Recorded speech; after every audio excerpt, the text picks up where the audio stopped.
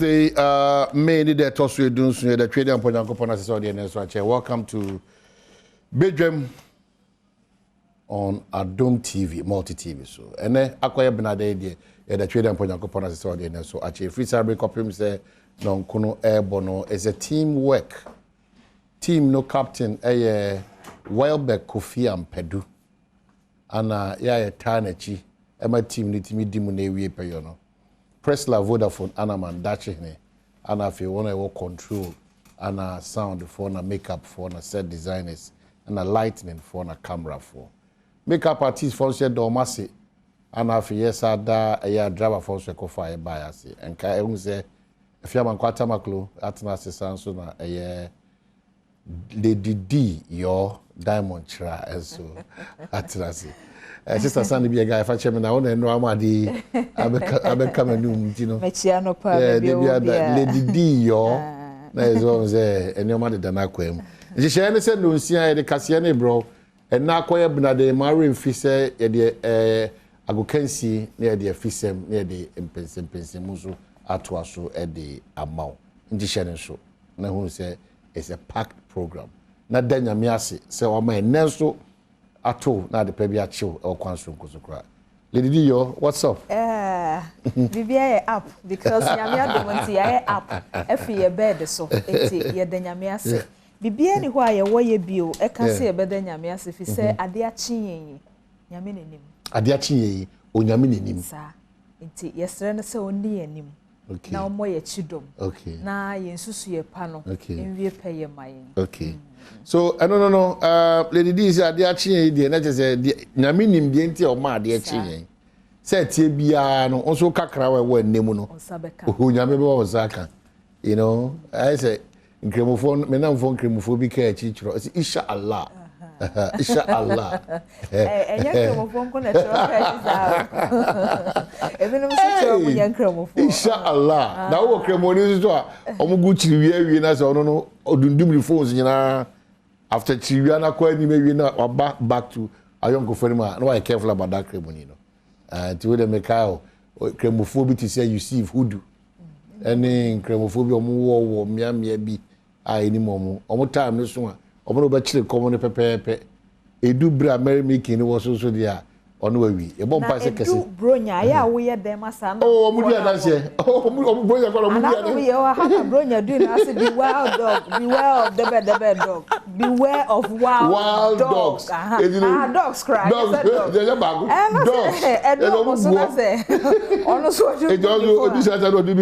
I know. I grew be Ataka. And tonight is Ataka, but Ataka bra on some what there be. And your papa now they be of wild dogs ball. No, also fun what you do. Also fun you see if anyone can and some good trivia and yes I do. And that's something that's some call. It's your pay catch you know say once you are up by God's grace and mercy, no. Ghana who say we're a positive minded person. So I shall pay your contribution a bit from my Ghana to me konkai. Ghana to me tumpon. Na in Chirimana abe benefit. Yeah, we are a face, yeah, the Kremako. But we need to leave a japadi before in Chirimano.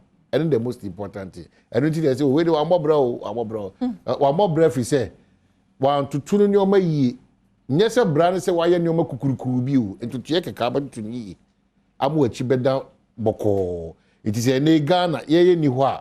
The old bones are, now me and him, the no fano menanum minianum omoye juma kama. It's a typical example. Me I can dance say. Pushi a crutch no ton pick or traffic. Yes. Says ya, China beach na be so ni hono wa. Ebeya sama da ho say o man he no kwabena santi bi. Ah me share no traffic mono me so my etiti.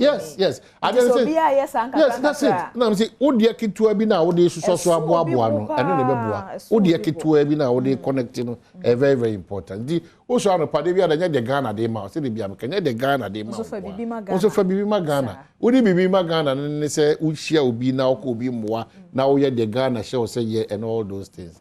Na ye ka say pi ye ka say de afia ban kwata ba kra kra do de ka say no ebre say eno achi no me kai obi say yo Advocacy ho no Advocacy de Ghana common so eno achi so menka say feasible eno achi so menka say empensi mo afia say why kra do de say ye remu anisa no nsia bere na anisa mintimi hu se wobekọ Bechem United anaso wobekọ Kintampo FC anaso eye team ya Elfra Mantemi omukra Power den mrefium Heart of Lions anaso baba bigina Santimantem Kumasa Santi Kotoko it minim baby esi ugina wankaza minim baby a ugina meko Ablaje FC Ablaje FC me da say odi tumi atum say dem ko team wo bikrum Match na hoye nyame adom me hoye good me da say papa no sia boade shima maye mamu nyina chen me mo akwa Badwam TV Badwam kase so ena benada no pen sama sie na braso South TV sa Adom TV kase ensam no de todwa wo mu bi ya wo betie eni na PULC mpenufo de ato Ghana fo nyina anim yanke akomanto yem na ebo esefata se wose Ghana ni tua ewo ni nsuo ne nka ne ho no no mbagi ato mu nti de mu nsam no ebebremo eni nso abetodwa se Accra ofanko sawom contempo no so no street light eni sunti ne dan kwanhia a ekoso no no nsam afoforo bi na no pay mede bro sa Adom TV Badwam kase Facebook/Adom TV kase no wo like comment na share me amesomo medi afia amankwa tamaklo afia ni dim ti sede nsam ni chiremu ankasa etie Public Utility Regulatory Commission PULC mpenufo say Ghana for tichi wona ede enyinama hoden ye adwuma ani nsuo mekire water and electricity no yanka yakomanto wonyam na review ana tariff review esefata say Ghana need hye bi atua ena womo ebehye se wono betua nti July bosumi no emu wafi mu no na hyehyɛ nyina no awiedie Executive Secretary da PULC ano Ishmael Aka ena din semi to dwabra Ghana for binum ene utility regulatory for bi ehyiadi enkomo ECG say yasemu losses no anya 22.6% nti se wantumi amiti wantumi ankwajeje bill a wodi ama amanfo na onu nti no wantumi amiti a yentna wo ma wonkasa ne de aba abebroso no yemfama customer no nti se me kasa na de me pa kire ne say be me sure say de customer no betua no eye fair na chese customer no ahun se o enye se bia na PULC approve ma man one ye one na two so de beba no o say tumi ye sufficient na utilities no so tumi continue my services a omode man no pays the IPPs and fuel supplies on behalf of ECG. And what we do is that we use that amount to defray government costs, whatever it's owed ECG. So currently, government doesn't owe ECG.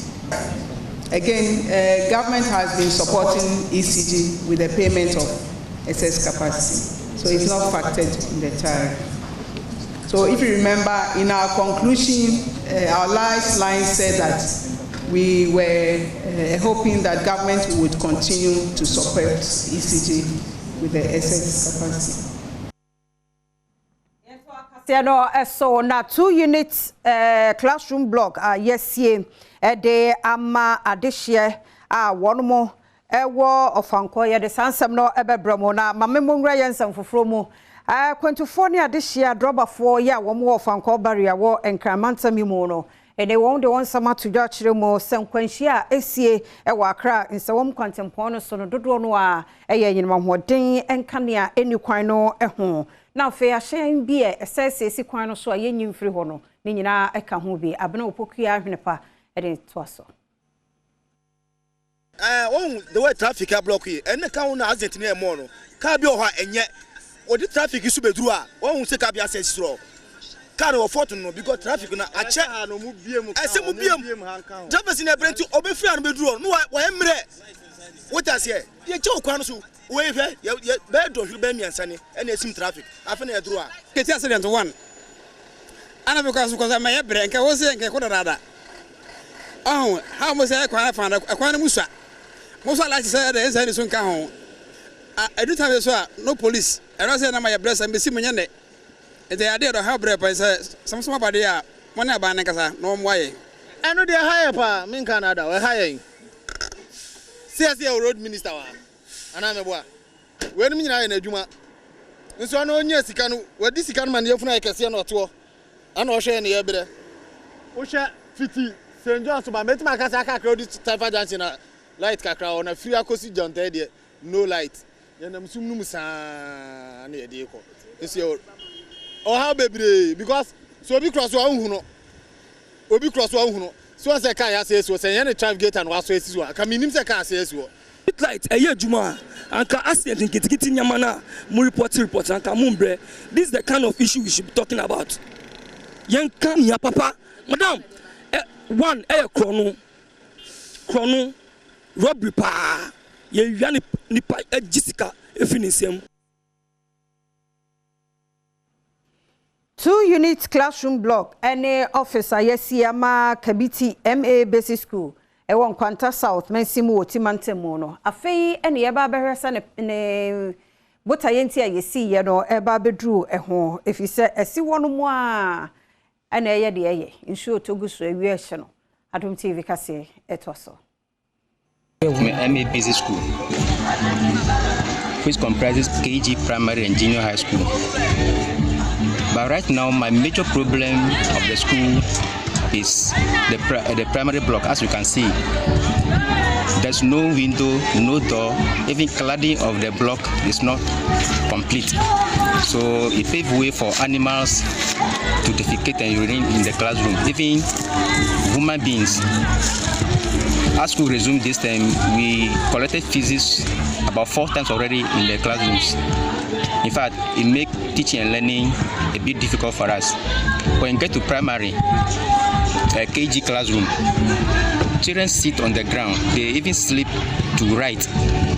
There are no furniture in the classroom for the kids to use, which is a big problem to us. When it comes to GSS, though GSS is quite better, though they also don't have enough furniture, but DS is better than KG in primary. Adom TV Badwam kase na oguso etie no na ye concern from Ghana National Association of Teachers.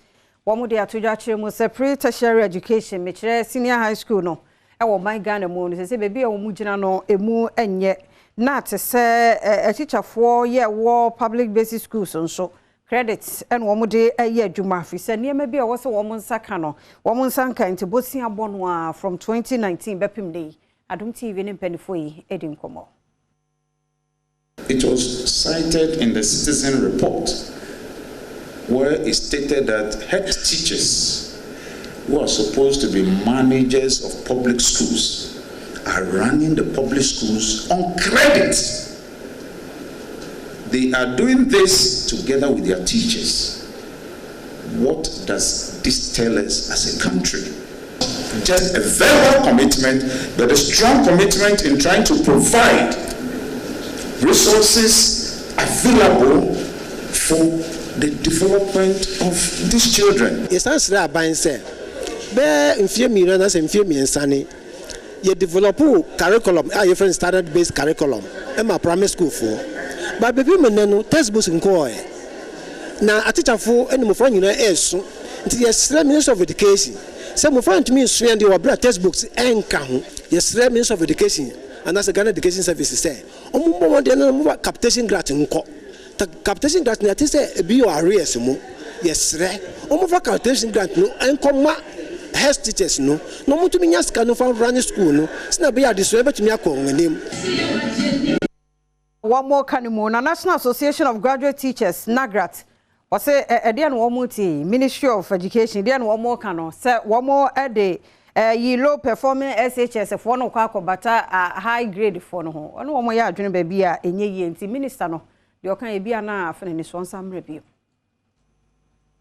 aye fun so say e bia e be ka say school A grade A school A grade e say school bia aban be si Ghana ha say no e say om nyina nya dia e fata betumi aka say obi aye the same class e de hwan ba na e fata no be call grade C school and grade D school.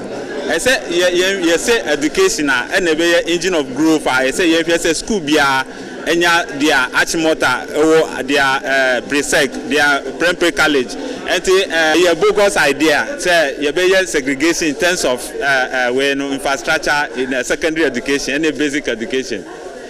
A bogus idea. A good move. They make sure say you be complementing with facilities upgrade. Say the bear say one two and more now call Benkum Senior High School, school and Mekoyana. Who difference behind in the facilities between Benkum Senior High School and the present. You do so level now. Before say you bet me a bridge the gap between the category B and the career schools.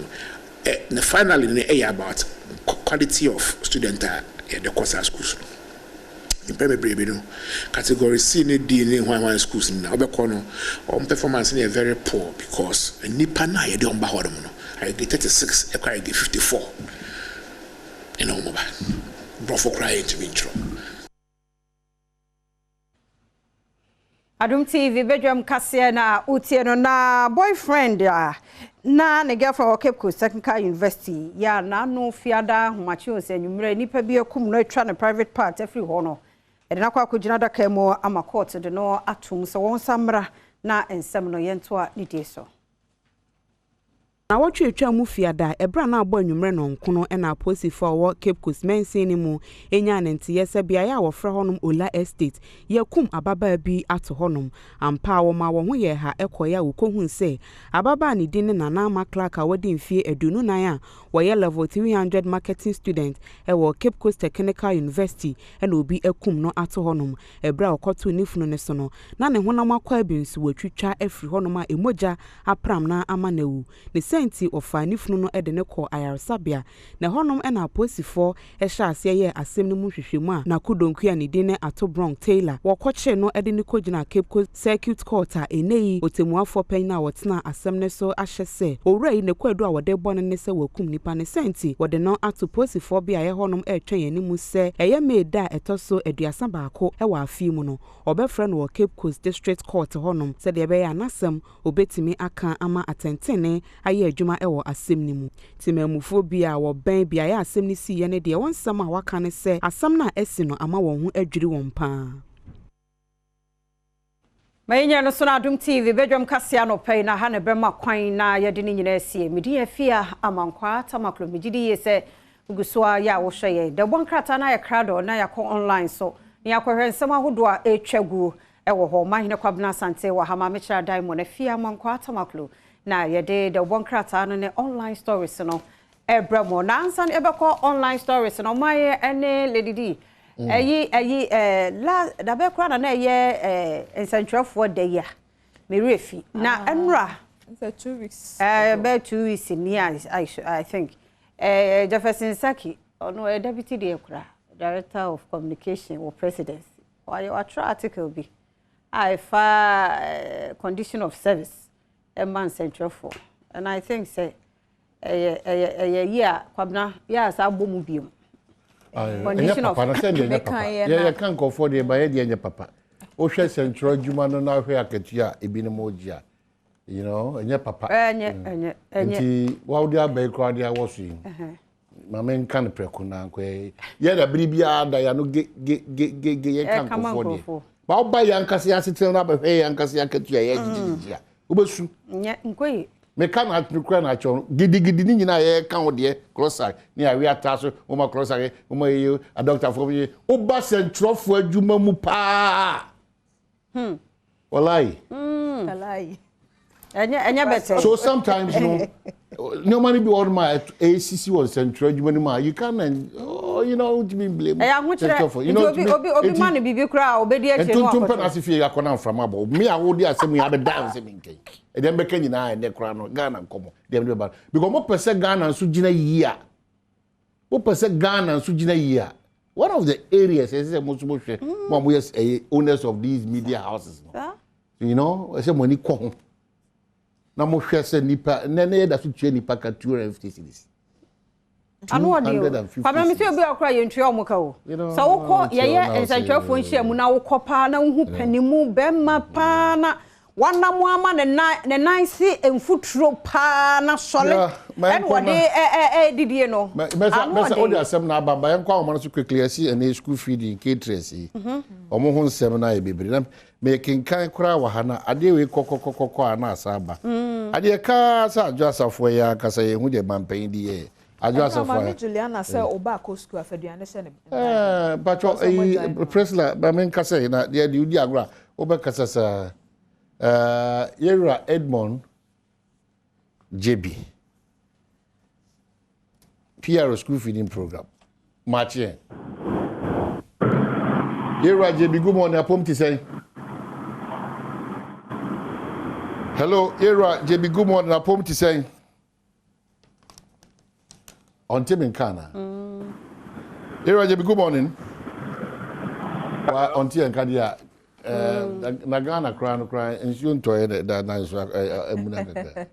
Ebesa babak obi bi ma na some chance once. Na bibi be na say ye dey. Na so bo. Wait say if you na ya ka misa no. Money na. Da bia na wo ka ya kwa nkrofo de ye so de anya. E be catch yourself. What domia ntimi sire. Abna. Anya better sa o. Era JB Marche. Na oho ya de. Oh, Nyamiadum, Bibia, I kama Naija, was share horror and mehu say, Pichuri Kakrasa about school children go without meals as caterers strike. Sir, in some of the workout graphic movie, and okay. Online, no, education, mammy, or me. Master, you know, I say, I see your caterers no matter, if you see Casamon Homes and Koye, it's your Mofrano. A common a bedio sanity. Yo, my meda was to be a mixture on a phone na study Ubusano.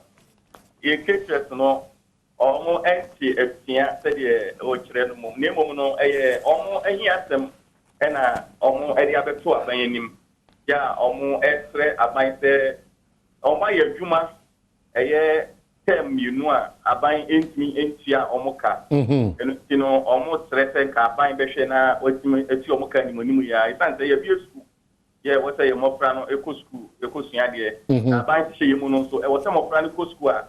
Yama Modiani, Emma Moody, no Mutimitra School Musiadia. And I know her Encomodi and Omon Edibeto are buying anymore. Na Yamiadum and Ra, a year caterers no, Omoni, Omopan for Domano. A father don't ask me about the PMO school feeding national secretariat. Yeah, omone a national coordinator, Mrs. Gertrude Kweshiga, any management HCI. Yeah, ombedim komo ebusa the entire aketiano akamu bepe mesadre. Nense moi e buy and say Mrs. Kweshiga man eto a year caterers name say and you say be a wapaya say a bina yin say untia a year caterers neka name mono. Shaya or the Egua Quemono, a Gusua Airposwa and Monimuano, or market Chiatamano Ebeba. Now, Nanka now, Chia, a Chairmono, Airpon and out in the Chairmono, and Nanka, say, Caterers and Sabit me at Musica. But Uncle Banner says, and now, a Jumapua, or yeah, a Jumama, by no a closer members, no normal so a call a year strike Kakra.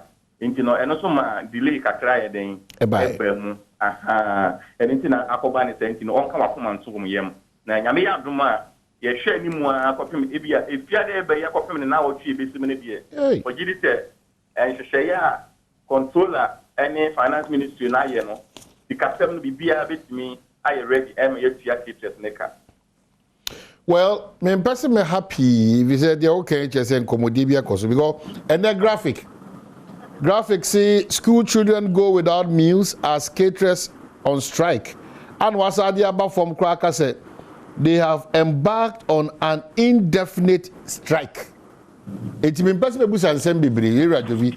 Dem person me hu an say yakasa bre and yakasa che. The American nyina say say osi by fear that we be or nyame adman na otwe ebisima. Me say mo go back to the drawing board. Na monko tutu manamo yi e ka se biebie mu ansem be kwakwa bebre we caterers kwa o ma na am say ade ba ko a mestre ni say caterers no am say utie enkomodi na na ekoso na emu bebre ka say the omonta nkantika na omunu aduane aha na so no nyame adom enra no enkomodi ni mu no enti ase aba ama caterers no age afun say obekwa ko no aduane ona titiru what resources no so betimi anwa okay ye ni se bebre no aho kire e wo ho ebia omunya resources no fa no aduane no eno no yentimi nhye omo chenchen ase omo noa na emom no de na ho boa eso no so betimi enye sikade anwa nde ye tre omo nko no aduane no ma emofra no sanse musika no eye den a ebeba yentimi hwe ma mofra no ekom ani wo mu say no Ghana school feeding program nkora nko a ye feed wo mu no over 3.4 million ya nkora we nyina no eco school a wani di anya de se betimi ayeyi nti ye sre wo mu bebre o ma hene well ya ko so no enye ade a ye bo tachi so ye ni nye ho se ebeba ne sa na so no eye enema kakra nti na maneti mi abata nti on fa nche yen na on konko ye adwuma emma ye mofra no into enye aduane ni ye sre ho. Okay, so medasi de meka nyina ne say is an important exercise. Inti more attach the needed importance because over your mom and me, your man, and your enemy offers them over what they've gone through. See into your muka these 2 terms here and your market. Anna, your pese, your man's best tolo and quadana di demo. Into your sre. Till I'm saying the assembly anyway, or the won't come back to the drawing board. Namunya monio mantem. Now, if you're done, I say, if you're there, you see me. You say, we sang come na the next in Koma he be dina be catch him say mo de ose ayo timi da se munko na munko di mujuma yeah all right yo me da se pi era you mean timi ne nkasa kese kese ono no kasa ma eye adwumaku no nti ono no de aka catch no na be impendo do na ya na omobeka nti se wo kasa wo twe ni pi a so acha se na o ya twe a homa ni kwa se okotwim o esumafo nti yen wish ni well say obmbekwa kutu ana mo ese fata ya da se era you be kasa chi na if you remember back to us bibia de tie kan ko for asem coming to minka ye de currency ebi nie yes o ye kase ye ba himachi caterers no omo send the messages bebre munka na ebi bebi so caterers esre mo na Ghana fo nyina so ni bebia any ha no any exaggeration na ebi bebi so abro so you know sometimes in US Ghana for be as ye wu any ba we fia obi anu a wa ye adwuma 2 months 2 terms yentuaka efe even busumi kura no so ya busumi adwuma na yentuaka busumi a eno na ye kobo ndi yentua ya na eye system bi a o minor practice be si ne eno na mpesi ye free ho ye solve problem no ye hwan ni no ne ye emotions na problem no da ho na otie de eje bi kan sesi a o say na so ye stress omo betumi no omo nko me mpese me cause question because o ka say omo betumi dia what say case kwa stress e ka e de be wie de wo kan say ye say corporate finance bosumi ni wa na etua ade na obi kwaji atum obra mu nyina na ko nhye mu na obi kwaji atum say ye nya sika na man ya me de betumi a prefer say e de be sika o contractor for mu a your problem ho ono ad ne sika ahye bibi ase afi okoje a okọ mo ni aban nkofo ye adwuma wa supply bibi sika no emma ebi de be 2 years 3 years 4 years 5 years eti bibi adano na enti kwabne me de me I don't know but ade no woni mi say wo say empre finance ya ya wi enti ade na bosome ne so amu aru efi na to 2 years enya wo de ya kwa ye wo problem na wi akoye be kwa omo twe dada enti say no ye ya so ye ka ho ye ya kuma obi ni ya so kwa ye wo issue enti na ya kuye de ba se ade ya time no kura so ba sa wo adom we ye my door online ho Emprasa South MP no so abrantie na ye be che no ono so ma na account enti no e wa ha sei na akwa bi ono ko wi ade ono so ye wi ye ese amana tete gatamu amire na munzo mama ne body kama adom online what tinga tani munye izu sometimes I am for binche we bi de omo ya ne ye we ni se no okufango na on ne kwa fiase wa ko da 5 years tigata na wo nya o ma ne tim akosi na ne bi si o cycle afia kai o kasi ebo yeah o tim kosi wo ya opeka agan bi kakra mo ne wo sumi se go and see we kwa ye pedua ne mo ati ye na sa so twen sa ne ye ma o ma do ka kwe mo ye nit kanya nse nso yiri fa ye enti ayi emse minuan ma ha ne ye di besi mo na nya ngwa ye beto aso ye di besi wo ho na de Jefferson kan no me anka sanso makenkan na the chronicle they buy in the quotation no me quotation Jefferson say Ephesians 5:12 chi no Efeso ho Efeso homa efri say nioma wode hintayen eye niwu ti ebe bodim onyame asem ni ti niwu a susumu animre na asamara nko efri say and that ya yake kabom ai istala de twa nim no e de hintawo na asamara nko Ephesians 5:12 Efeso homa komo ya na we kwa de ya ye wo sunu nko ni o wo Omo front desk and drivers and everything. And chale mo afa na afefa wadwuma ni. Na omo afefa na so bi na kan no hwe na nursing futura. Akade akro de attachment for crowd woman say woman. So say adwuma na need enti onim de oka. Waye. Okay, so quickly Daily Graphics say what's the be mo but dey can you.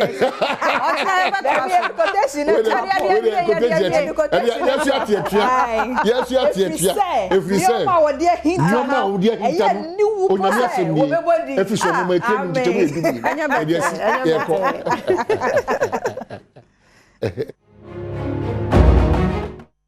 Akwaba kesi me ba Adom TV so Adom TV so bedwundwum media so dia wo kansi ho sempa esa kana no pansu ja medin di Enoch Kwasi Wolanyo Wallace agudi catch back pe the only nomenclature of professor's degree in sports, the Al-Regina Wallace, the nation's presenter, and the Messim Kunya Econo Quantum Coding Samado and Sakana Penso, Organa Goody Ejao. Chenosmam said Jeffas Health Limited on the Jeffas Educational and Air Tertiary. 1x bet, I've always told you that betting is better than Sakawa. Bet there, you have to bet with money that you can afford to lose. Sika, editor school fees, editor light bill, editor danka, yen fa in bet, but more than that, so per bet there, mananya 1x bet, or Madama. Omo techira bo medicine shasun kwetwen senjao refi sedimo gel and then roll on omso techiri pa me patcho the ultimate pain reliever and I made one dance dey akere no se wo pe nkubi e di amassage ukutudwe na afi so kwa no osisi na afo achi no pedwan wa tutumika fo anitime sanchire mu ashaman main station ho na afi so temanso de enye na omodin da son sabitia ka sedimo gel and roll on woman at techira men and open so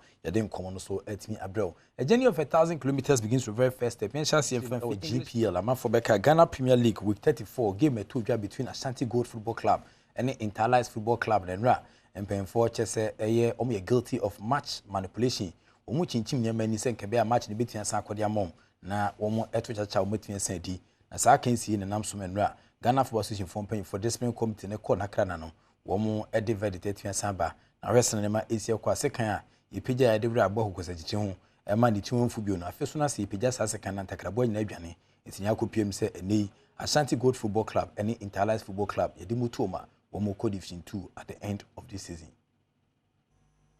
Disciplinary committee at the Ghana Football Association ene amaba kese no watamo a omodi abo Ashanti Gold and Interlice etriso 2020-2021 league season course o my Ghana mu ha no na wotwa na etoso eduasanan akansi kase bi to dwa olenkele ago pamaso oboase a enumu ho Ashanti Gold edi nkunim eka enson ya Interlice entumi ante akansi etu dwa no ehon sem bebre na na ba ya GF no hyase se wohwehwemu na mpanifo si nkonwa ebabu nsem ene omanfo twetwe nkomo wo nsem we hu wiye no de omo kyane se poboku ahodo mienu yi season foforo mu mechire 2022-2023 season ni mu a Ashanti Gold si aka o Ghana Premier League nim omu yi na ko Division 2 ena afi Interlice a ono wo Division 1 no so omu yi na ko Division 2 enye no nko a empanifo ene players ahodo ya bra wo no mu a ya twin bibre na so e de afi akansi enim to Ashanti Gold Football Club our more Premier League nim and afi so kwa no Interlice Football Club and another so code division 1 no and say dey omo e code division 2 we GF omo ba kese omo page nra no ana e course afo so mani aso hye nam so makura kono mokra no fo no ebi etimi asantom so but the kekeni chirima Ashanti Gold Football Club abo kese the minus omo e wo boase na omo supporters nra wo hwa mani etimi asan ba na nya nika omo kopie mu secretariat yana musini Isaac Nomanyo e de hon komo kakran so ejai Adom TV ade apobe piemu awo Oboase Lenkre Sports Stadium. De de piemu ha nyina ene se tiefo ebekaya 17 July 2021. Sada no na ye Ghana Premier League match day 34 eno na kwa so ewa ha. Na ye Asgold ene Interlice akansie ene kwa so ewa agopramai eso. Eno no match no akoko piemu aya 7-1. Any goals are a PM. And no, penifo bi ade tu datere mu se ekoya goals no afa ba ya on goals mienu kra etibi PM no omo antiase enam no so am penifo ni hye guakwema nne ya twe Asgold team no afri Premier ade akọ PM our Division 2 yebedu stadium ano amraje bebre obabe PM ha omo abokoko ana omo be PM nsem omo kanyina ne se ebi krapo ade esu ana ebinum ade abe PM ha nsem omo kanyina ne se ekoya asawo no afa so ba no wo mo antiase ti de di kan wo mo ni champion kase over the team emre womo e wa ha na ebio Anglo Ashanti Jumakuo na kasa team no Anglo dia ekwa ben na omo so e fa so a omo sa beka omo premier team awo oboase ha wo hye aye beti ha ya aha ane secretariat no yebedu aye boy omo den sanka ye ne mpanimfo wa ha ne bi nso ebedi nkomo nemo yebedu ano office ahodo wa ha chief executive no office yatum PRO office nso yatum na reception nyina nso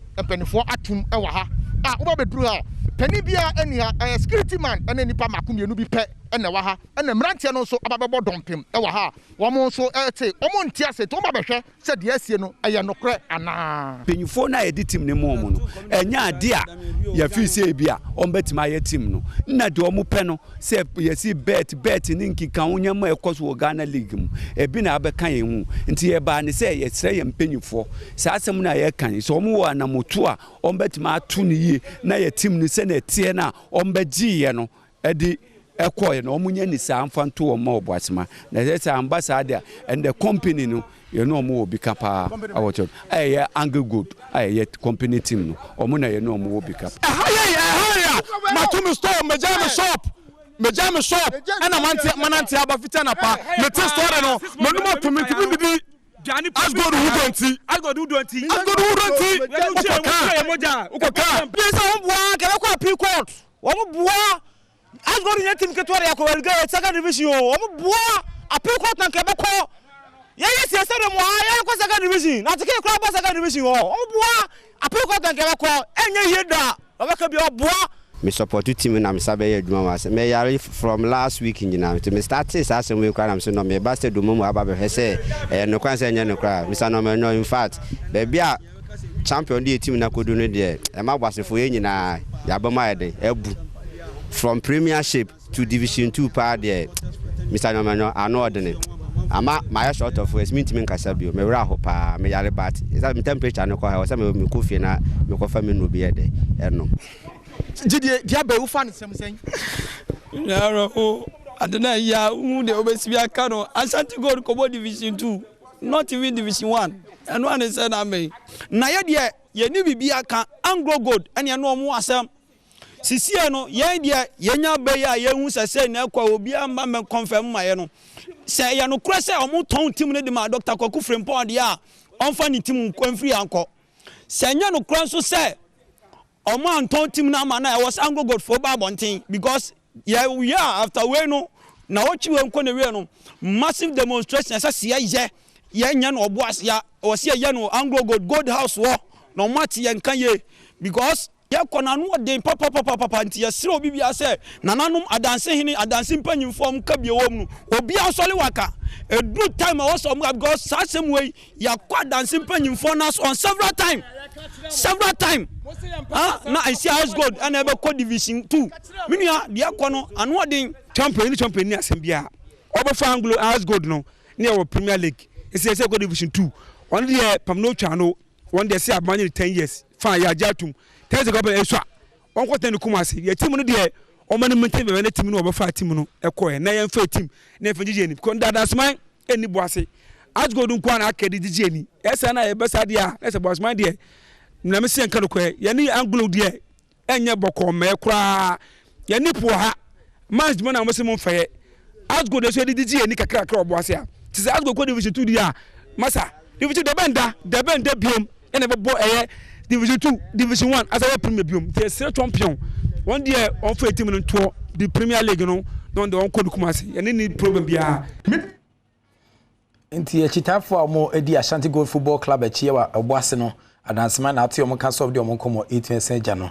na mo wukeka wani kirima na se penye oto ne pan fi no afeso na se fia wo konyima na se ebisase a wono ana yedi kan ehase one so sanction senura mpenfo de baya no wukeka wani kirima na se president of Ashanti Gold Football Club Dr. Kwaku Frempong amafo beka emina se mito ofema na Black Sheriff de asembe bu asembe ba 18 saba ampenian pa asem enya ba na ukona kacha hwese na hye ne esie kwa na sempemfo e de atudwa se uhwe mu dia na se a period of 120 months ana ye de so no ato no so na omode obia asotwe no e ma no bosome bia nti uhwe ma na 120 months no ye mfie makoma ko base du and the ato papa so ya bra no e de afi football ma ontin fa na no entin san gigimu bio eno pa ho a was sent to 100,000 Ghana cedis fine asan de apɛ so eno pa ho a ne ba kuma ane ne ba ukoma chief executive officer ne din enso ene Emmanuel Frimpong ono so ya ban no say football related activity bi anya de a obetimi de no ho etin san gym ono so abosome makomako 96 months enti ukoma na say abosome enwotwe 8 years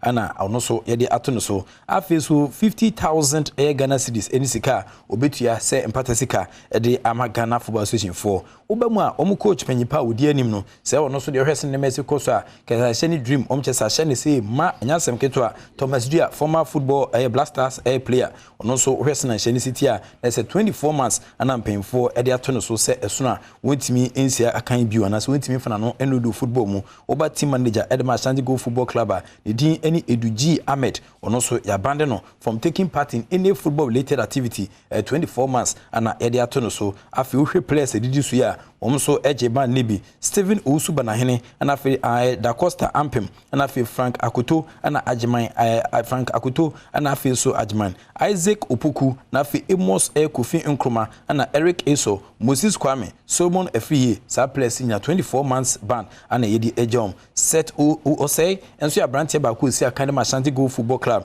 na set os enso yesi akensi na eguso ekoso no no obi so obi se opponent interlies for no omo ya we se na ebo face match na afi eno ene nkomani adanse amafukudi ono so yama no 30 months ban afi players Emmanuel Owusu Mohammed Balu ana afi so Amos Adai Paul Divaris Asari ana afi Nana Kwesi Darling womso sporting director so ya banium 48 months omutwemedia womudi momutimi forma no do football mu na ohwem ne sinema esi koso a yes Sanchez no ehase 2022-2023 league season no ana omobehye omo Sanchez na se yeba interlies for kache so dia ya finium 100,000 cedis omutwemedia obudi no coach Felix Abwaje or former Blasters player nani obedi coach Elman interlies ono so Western Mexico so omchese no gimu bi into 24 months ana ono so edebetren fi team manager of Interlies Football Club friend Ruben Ajete ono so yabane no from taking part in any football related activity 24 months and the mano afi players Mohamed Zakari and afi so kwa Richard Akwa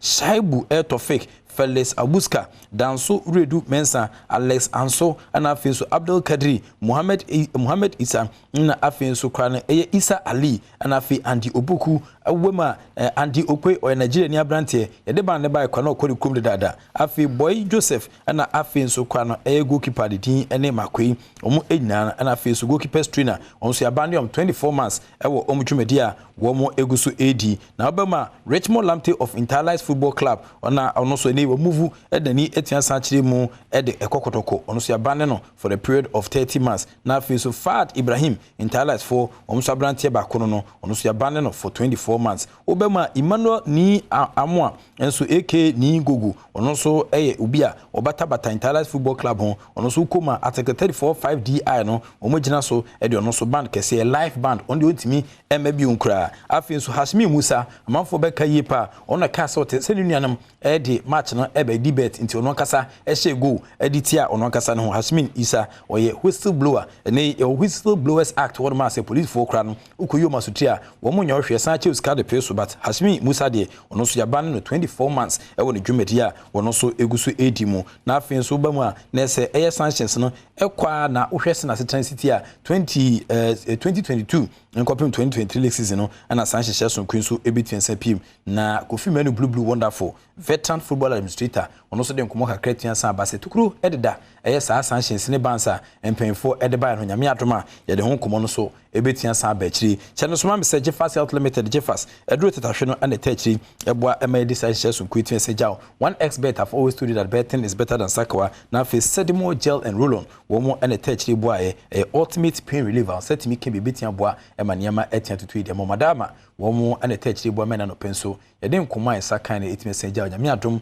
na se ochina so adepache a yebesa de nkomo no bi etian san beto so midin the Professor Ike Wallace agudi catch back open of of course evidence based presentation etime jaw the act of being a good guest is to not to say goodbye.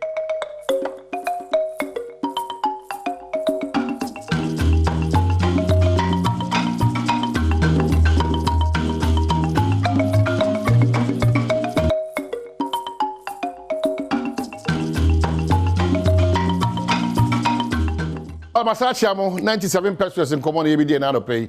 Mabenchia when I was school feeding secretary the caterers na OTC I didn't come on and pay ni na say onyame adma by Friday or next week Friday nyoma bebria e coach I was school feeding won say seminar no onyame adma bit ma banawi some of the reasons in here into my any cluster for strike because administratively the nyoma ba community be so mo kekesi ani but your problem you know they be ada na kai won say yen solve problems ye knee jerk reaction kwa na didi juma enu nti na say semba kiki ubona ya solve no ene ya de na hia no dan kwa mba de ne solutions in na fan to we solve our problems today and forget that there's a future for us but they hear me and pay say 97 pesos ID feeding mofra no me ba wom also ba wom it's not enough 97 pesos wow there one monitor system na ne say na dey empower na bitima to am mofra itimedidi sometimes and no pay caterers na nkasa bi di aduane brem na mu say no either we scrap it or improve it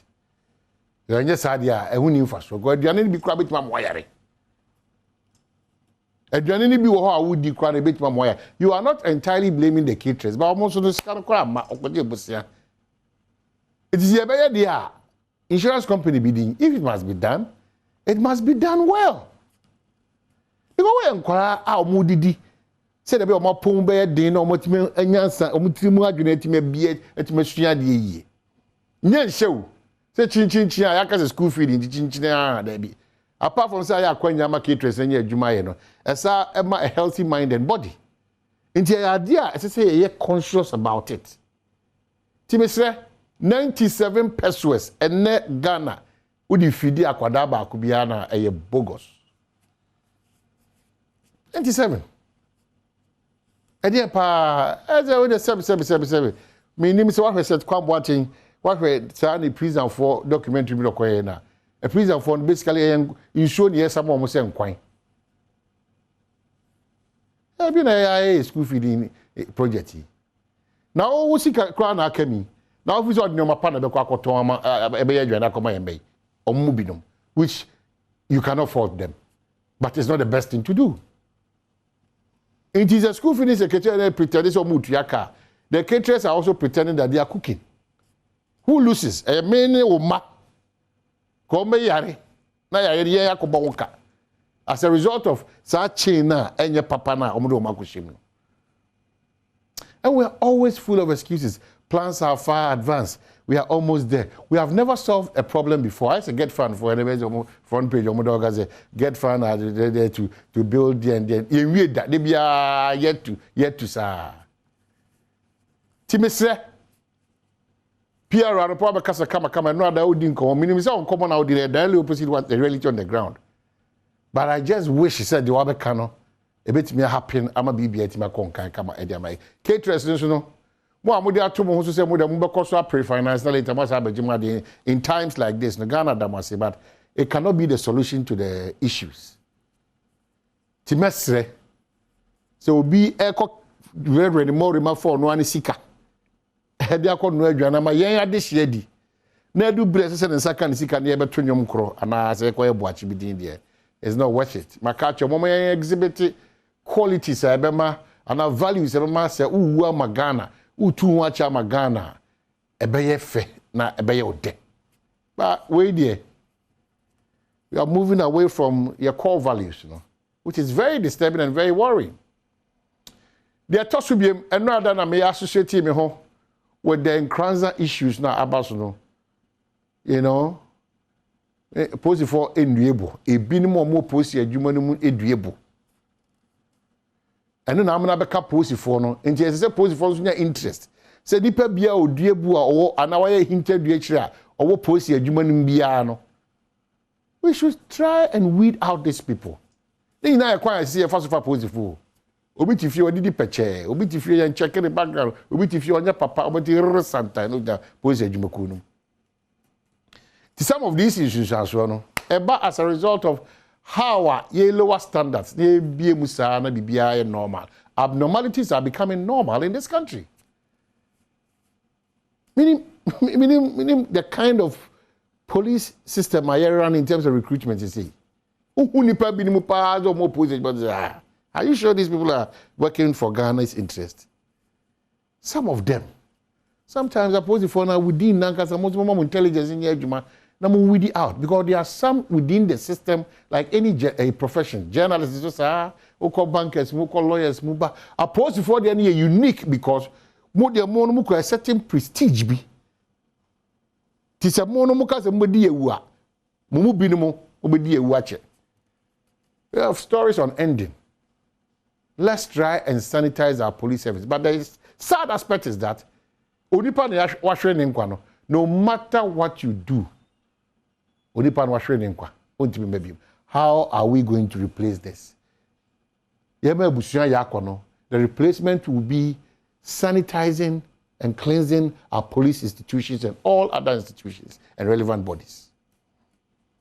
I associate with the Bono East in Kranza hashtag that justice for Yenya Donkono is key. Justice for Yenya Donkono is key. A lot of these things are happening all over the country. It's been one on our eyes. It's been behind the scenes. They better like to say that we need to discuss it and purge the police institution. It's very important, very dear to some of us our hearts. Me we crack no so no. You go just asante mante. Me sremo the security agencies and the intelligence agencies in Ghana mumbie masumwa because asante mante sa abatu bi na because e party abatu na e bia fa no overly world cup spillovers ne bekoka nipa bia yo mumfa ho kra no. Omomoni nda ho chairman wuntumi ene chairman odene ho sa o makansi no mo be si wa asante mante 27th no. Normal party exercise no, is becoming abnormal. To our security agencies not to relax and think that it's just a normal thing. There are certain abnormalities be, certain intelligence be I pick it up. I just say a post for no more money cost our battle no.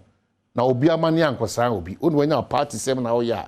To boy ni hey car hey na me kume say me proud me anko affect ni pe mo go about their duties thinking about their family edwin how omo sabeti makoma no. I end with this. If you wake up no nyame wa dom na hu se ampa onipadua ni bia ye adwuma wo ma oda nyame ase wia you think positive for Ghana and you think what you can do for Ghana, not what Ghana can do for you. So brighten the corner wherever you are, shoemaker, maid, businessman, businesswoman, whoever, journalist, whatever, or a lawyer, president, member of parliament, ministers of state, Muninano is not milking Ghana, but what milk we can give to Ghana. Said the bear in Chiliman, the Benin, so papa, etimaginaso. Makramo, have a super day, Onyami Adama, Ebesesia, bye.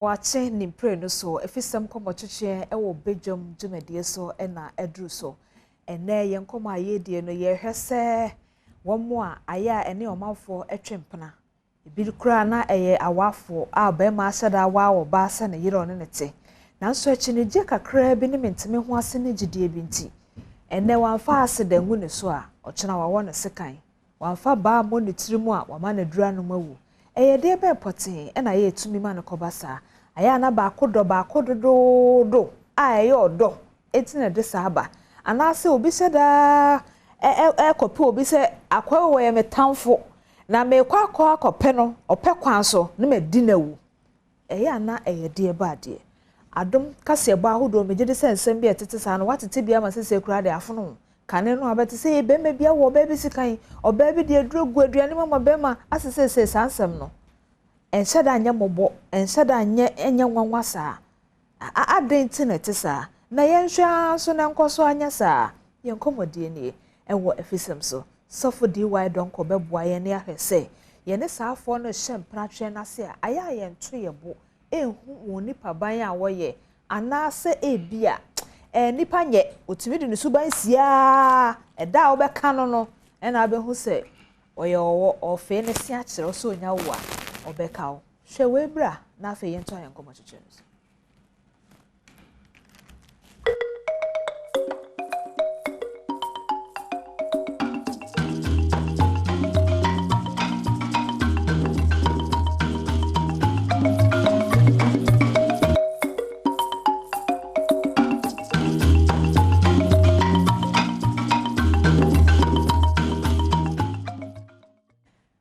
Yebebo de me pese wo hwe no na mankomo no wate ase ye na mum happy belated birthday nkoma me bucket way Emmanuel Peprachumesi Uko School Creator School Limited KG1 now happy belated birthday to you na na yewa woda dada se me kanto se odo party no wo nti de hia bia no wo de ne se obesua de na obehwe ayama Aliscopi ya sene ma me gina ahafo women organizer mama. All the best. All the best. Nemo mono mame mo amane se computer placement ne de omo ayewie. Nanso e bia besi na oba ne nyenye school nko ya we a private school. Nanso me kame kiro se so omo bo mo safo hene se omo ye grade A school. Na they are always in the leader yenye ho achini if you say wonya duom school mu hokra wonka se eho ye senior high school.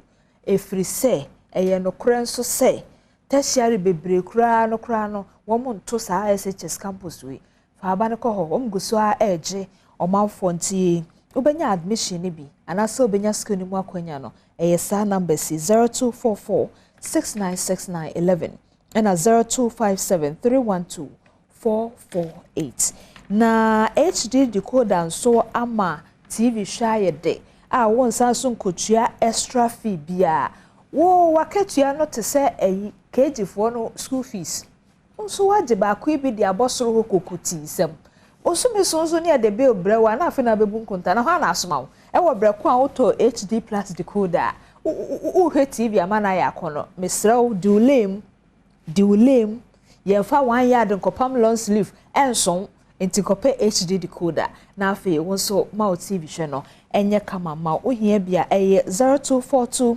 439872 won sabeka bi ama wo hwe TV abehu se eye feely experience eno na make am for edema anopain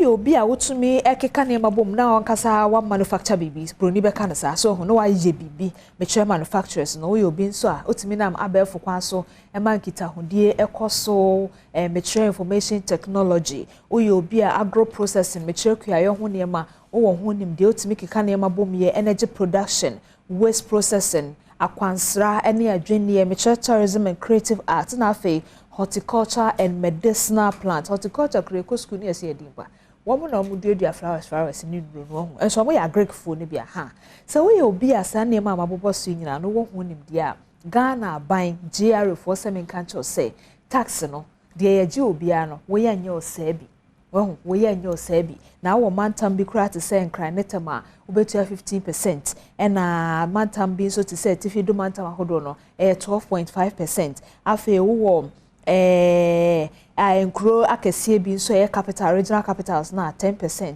and afi 3 northern regions no so 5%. Mr. tia tax no ema GR na nkakra na na kwan na anam so no ofe no womo ede ewi a ne a kiro se ayepoku ase interchange o tax no a so ntitua eno ho asem eno no kedemin syrup nso aba ama ema tan se oba betumi adidi na wadidi ye no aye from onse wo mpe we yi nko because na no ko we yi no ohwe mofra no wo ma de omuma baaye no se de omuma ne teten na hwe oba na ama wo mpe we yi nko ofere mano kedemin syrup no ni di ye na ne ho ntwa na obi a we yi time on so ekra na afra Antines hello Antines but also try na we yi no o pese odo ba no koche mano kedemin syrup no na entumi emwa no mo amoto nro ematan enso mo fresa number say 0208 986 731 and I say 0208 219 129 on sabeka kedemin syrup mo chi kwan de ashaman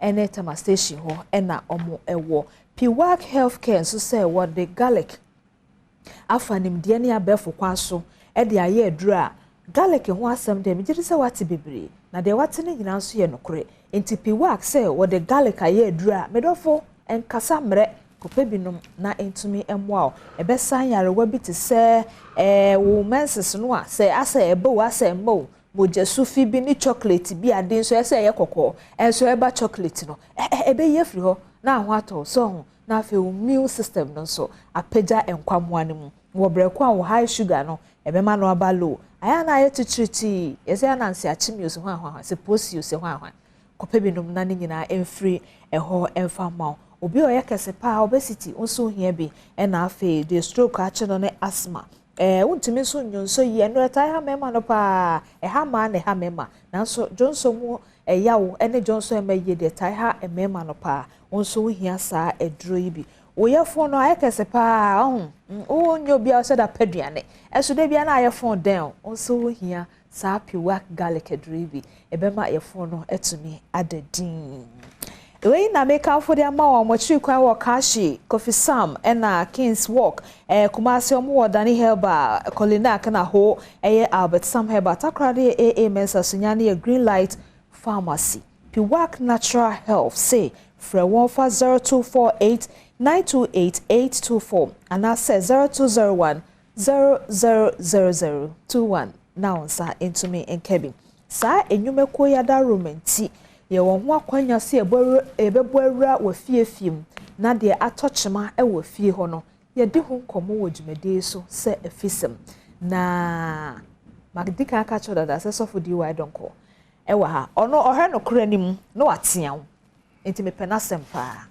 ohwe no kranim no waka no se de se o kano no de akiro enya afi na obeheli no nti wo de no krabeto nachi no de etro edi nanim te se binim so for machia ye ne aba na pomwe akode ne mofra ne ho ye edanyamiase ono pretentimi ho anu mani age pacho won so sa si akata kata ne ma so sa ye hwehwe animu ama enema urgensem eto de bia ohun krachi ya wadi afranwa ye wu wo ayi mfimfim mantem kokofie je de ba yi asese Rane ma me chese ontumi kro onye ni se ne ba no betumi anante bio no obekom asem ba ye no fe na ma me ne ka se enye ne nwanwa se krachi na tumi aye ne ba ne service krachi ne num wi odi kan hu se onum wi wa onum wi me de enye wasem na me ka ma me ne de na me ka odi kan hu se onum wi na so e bia chop money nketinketi binti ode etro kata no kreso ene edi ne ba ne dem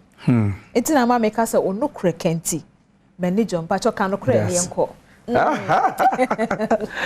say ye chia busuani nyina mpacho nso me chia me da se pa onso sa nyame emi say so obi tumi ebu obi di ni dem is sign wodode yanso so sa na yodo in the first place na me bekin wodo wombo okay wodo wontia wodo onfo wani mu nyefom odobu odombo mi bu na me ne wonya adwen a me kire ma adwen o kire wa adwen se ya adwen kire ne yenti ye ho ase a ye tokoso ye jato ho ne ya tokoso no you see me nti ade wiase adenti na wasa me se wo pe e wa mra minimum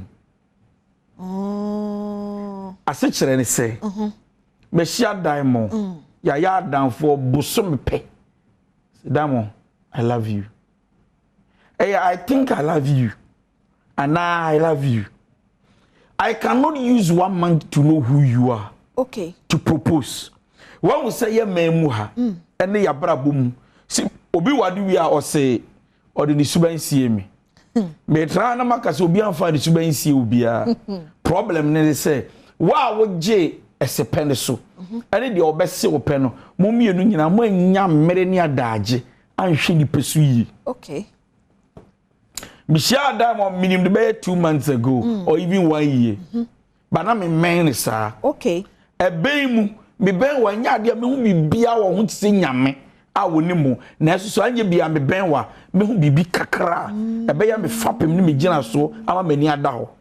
Your problem in this say ye hia wo bia ye pere ye ho sepe.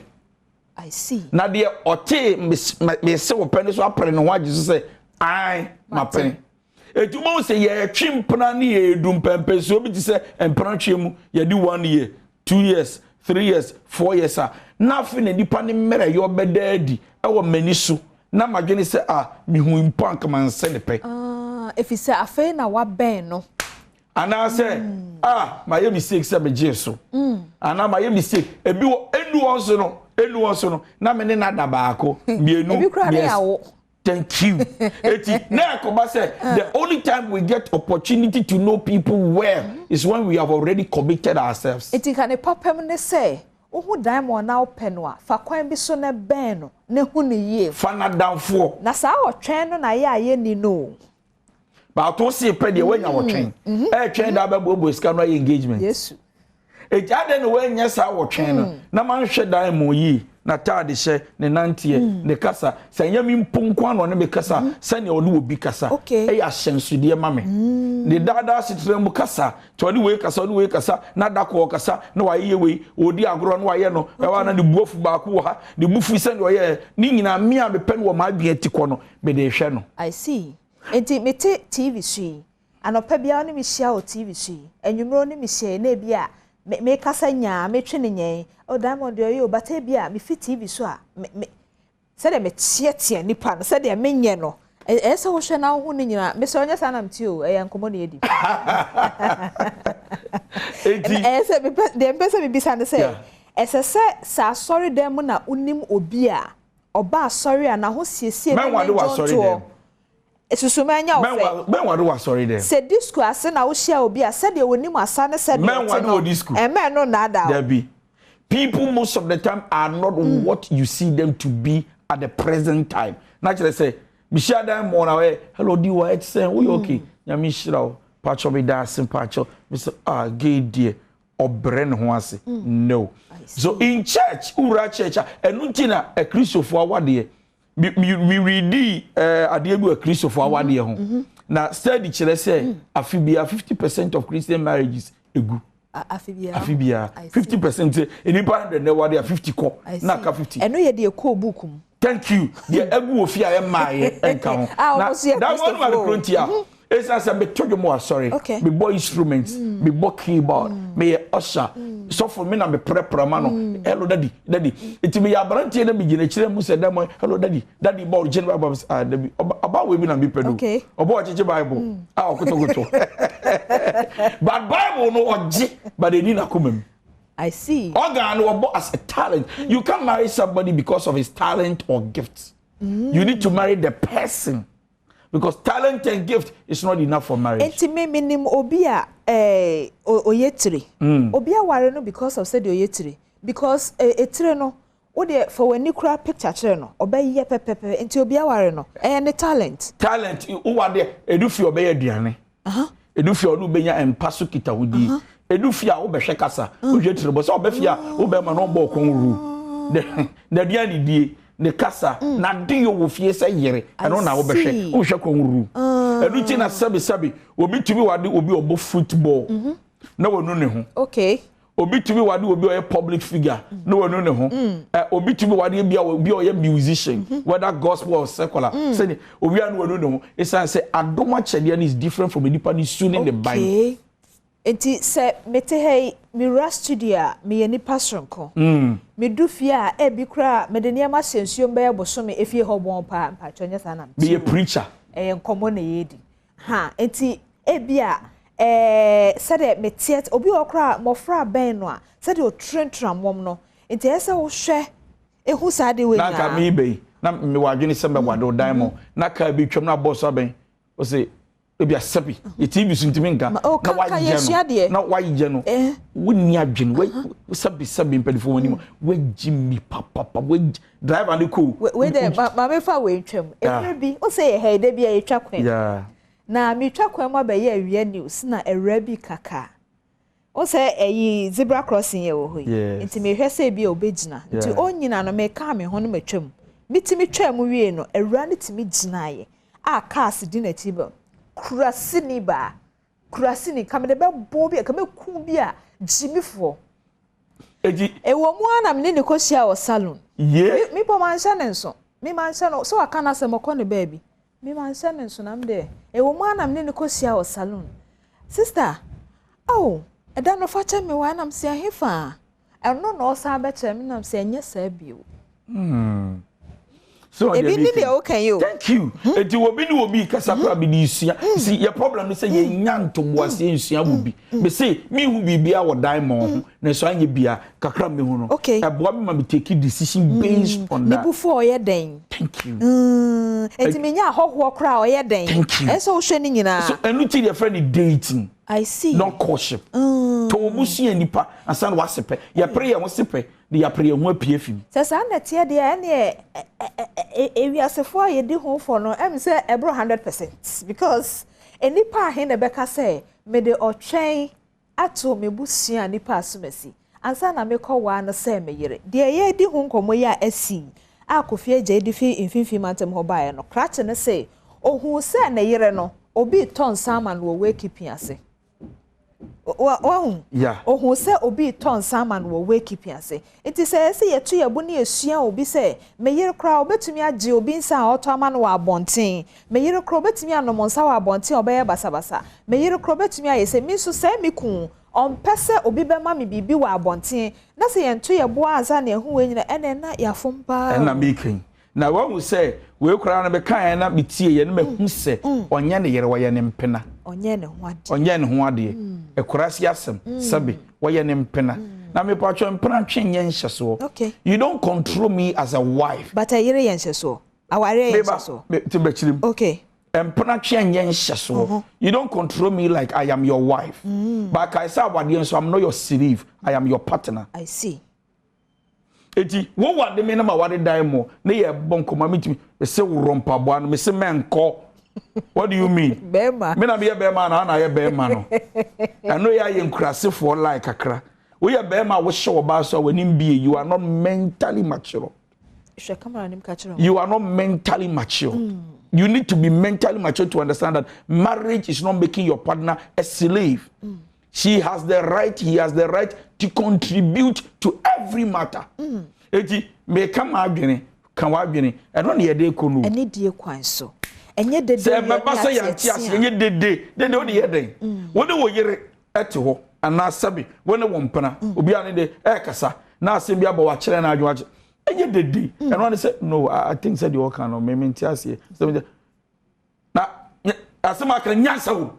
Wo se nyansa eya me yasema wadu nyansa pa uni bi wo yere nyansa pa uni bi oba so bi na no say but no most I curse the day I met you we ye be mafun sabi imagine ya wade be mafun oba so woni nyansa yet we are still living together. Disasters izo na akoye say awade no kra ye mu ye ho na awade ye mbu ye ho de yetimu ye de hwe krachi awadi oba ide mu ni makro number 1 wo mbu oba ni njini ndi Biji wudia no obi ton sam oba amawa menkase wa faw.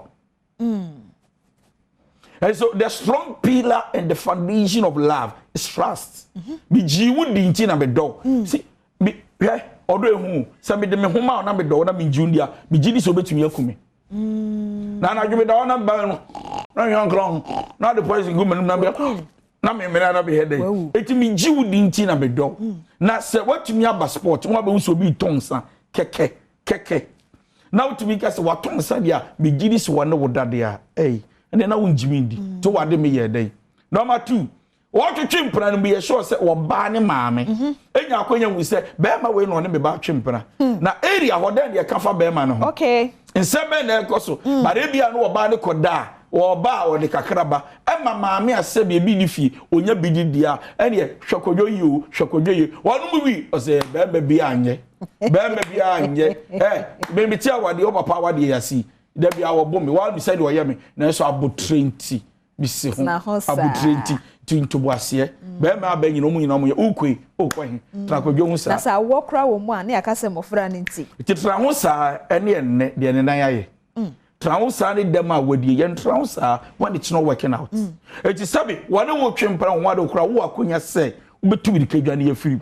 na me gini se jealousy ne so am just a day obi adu a me ne wo twempra diamond na wa ene ye ada na cameraman do show sa ada na be so show sa hewe etimi masa esa chen kakra okohin ufi ada na wujira boncha ne bisa kwadwo kasa me pesa eti asa agura and aye kese am wadi udem the American say love is not jealous Now people go like, even God says that I am a jealous God.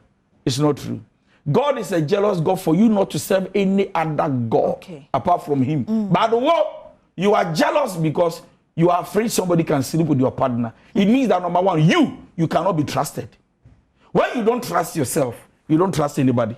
So me Jimmy Hundia, me Ju obi endi. Eye be say senya meteno. Sa no biate. Ene be Jimmy Hundi say me ntisa. Ene be partners won to me yesa.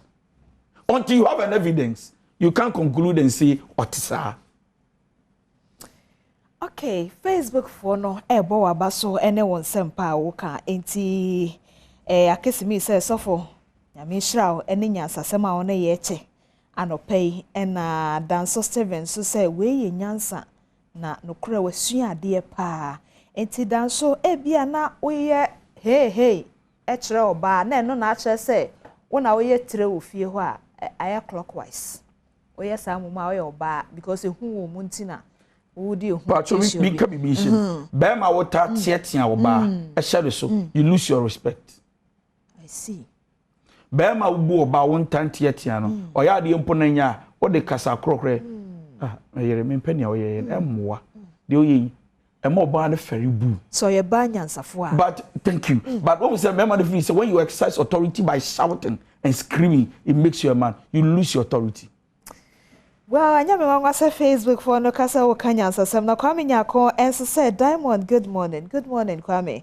We say I'm enjoying the show, keep it up. Please help me wish my oba Diamond. Hey, oba the Diamond aseda Nyako. Happy birthday to Diamond Junior. Diamond ni na ye Diamond ate e da say. Also bet me the whole day na ba na makenkan on Facebook so there ma but say bia afei na odo TV no ato han komo aye die ene say aya na eye odododo a obi tumi do obi enti na se odo no nti nipa no fom no kakra wani na wu a na wadi ni dem ana aya na ye pre ye ho ento ye bo ase hu se nipa asomasi oye hwan ansa na ye ne nya saa enkitahodie no na ebe wi ase no anya asedea na aye sekan anya sekan a na aye kontiba anya owu a na aye edem die eno na sofo di why don't call eboa ye atwe adwesi nema ba komienu bi ho se ohu na se no penufo na hunufo na ye ofa aya atobo ne dinufo na chi ne ye nufo ne ho hwehwemu na hwese fom bi na hyem ana se eye honam wedi ye nufo ohu eto ne so na se to na twetwenwo a nyadaje ne follow to no a na hwese to yi eye ba kunu bi a yakopem pama akeka adwonjuma huhu mframagum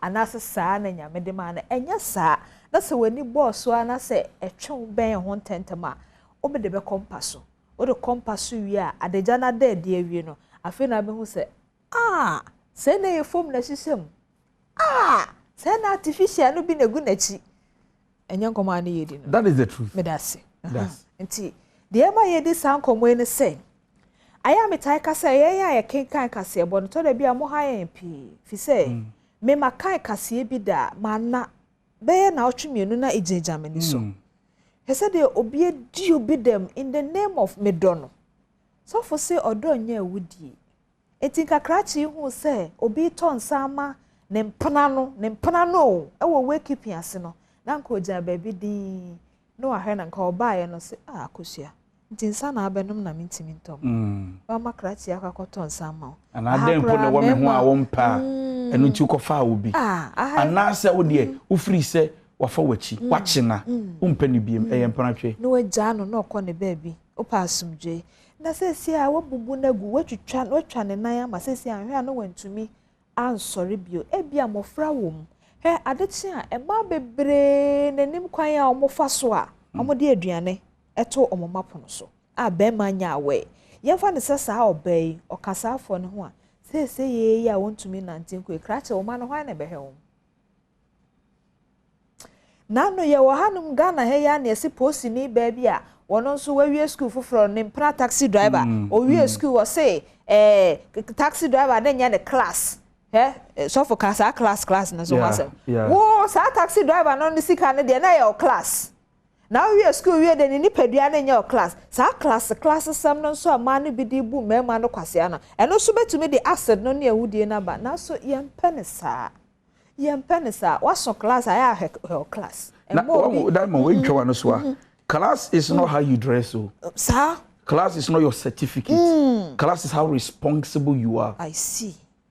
Eti oba bi dress kama na wo pe wo be ma da chia wade no you don't look at perfume oba be bi digu ne the full part suit wash because in the suit back obo wani so a ebe ti wani so mom say hey ya say ye suit ni perfume asem e guy no dress no ba na huna so e bema enye perfume bema enye super bema how responsible and mature they are emotionally. Quite our first one, we no bonkomo. Even if before, but the way they are able to handle it, like wow, this is a gentleman, not in suit, but emotionally they understand life and they know how to handle issues. When them call first one or clock the fed. Me see we share bar or ya jumapa or whisker, no one turn, no more fe or dan no so on pa be match on wedidi, but or dog bear maybe a year say here level be ma fun bi awafa. Eya busande be ma ne yam enyam paso asem obu no ewo mote se de okrokro no ne de kasa yo eno ntina e ba de okay no kro etoro bi otimi hia oba bi na ohwe ku on ne nam a otimu se onya ne class emfa but eno na omo tenso omo bobra ewo mote oda no wada na so mudwo no na wo class nso akofa ba ko bi na no wo so no tia wo a na ho po chechecheche Traka nim. One and only general Cassa, call bend the buyer, one the flow. For mommy, Miss Farmy, that be unquasum pani. Hey, now of Rona Ujana, so call waiting one funny dear. We are funny dear, one the frail one. So, Madame would be a friendly diamond. And I by this time of fro, you uncountry. I reach you, Bishia, Ushia will pay as a meeting me phone. Not the time I 2 12. And of Fro and I go waiting. Fafun mami. Aji. 12. Was it Charles Benjamin Kosa? As Sandra, me fro na 11 to a pepe. Was it Diamond? But then your Charles, one the friend Charles. Be a WhatsApp. He's just open and prompt you. I'm telling you. Be a WhatsApp. What him? Be a WhatsApp. No, be a WhatsApp. Hello, I miss you. Yeah, thank you for caring. When oh, there no. I said I be nyambe no di one wa. Ti what to say two beba. Empanache process in you. Where you empanache? Ada was saying I miss you. What is the who is he? Who is he? Listen, no are locking and watching belt. Who is empanache? So you know sometimes I wonder what love is all about. That unu will be chimpana keke no and who security tied in a marriage. Yeah, you know you jaw mu piyokoba. But empanache you are in prison. And no adentia. Bibu meyere bijinidi bibu mikum bijinidi and pratre dem suspect say send your tiwa anya obeko mobini nada who the same adenti na ase ne pe isa say unya anefu tie you so off a year and one farmer and no share no so and a disciplined young lady we are sure say kabu so mfa nchiche enti man ntie ha oh yes kokobo okay see ekwan ya be ma fa aso nya awo ne say sa na be bi betumi afa so anya. And today, unya 1-2 mover. Then he said, see, I'm be here, Mediano.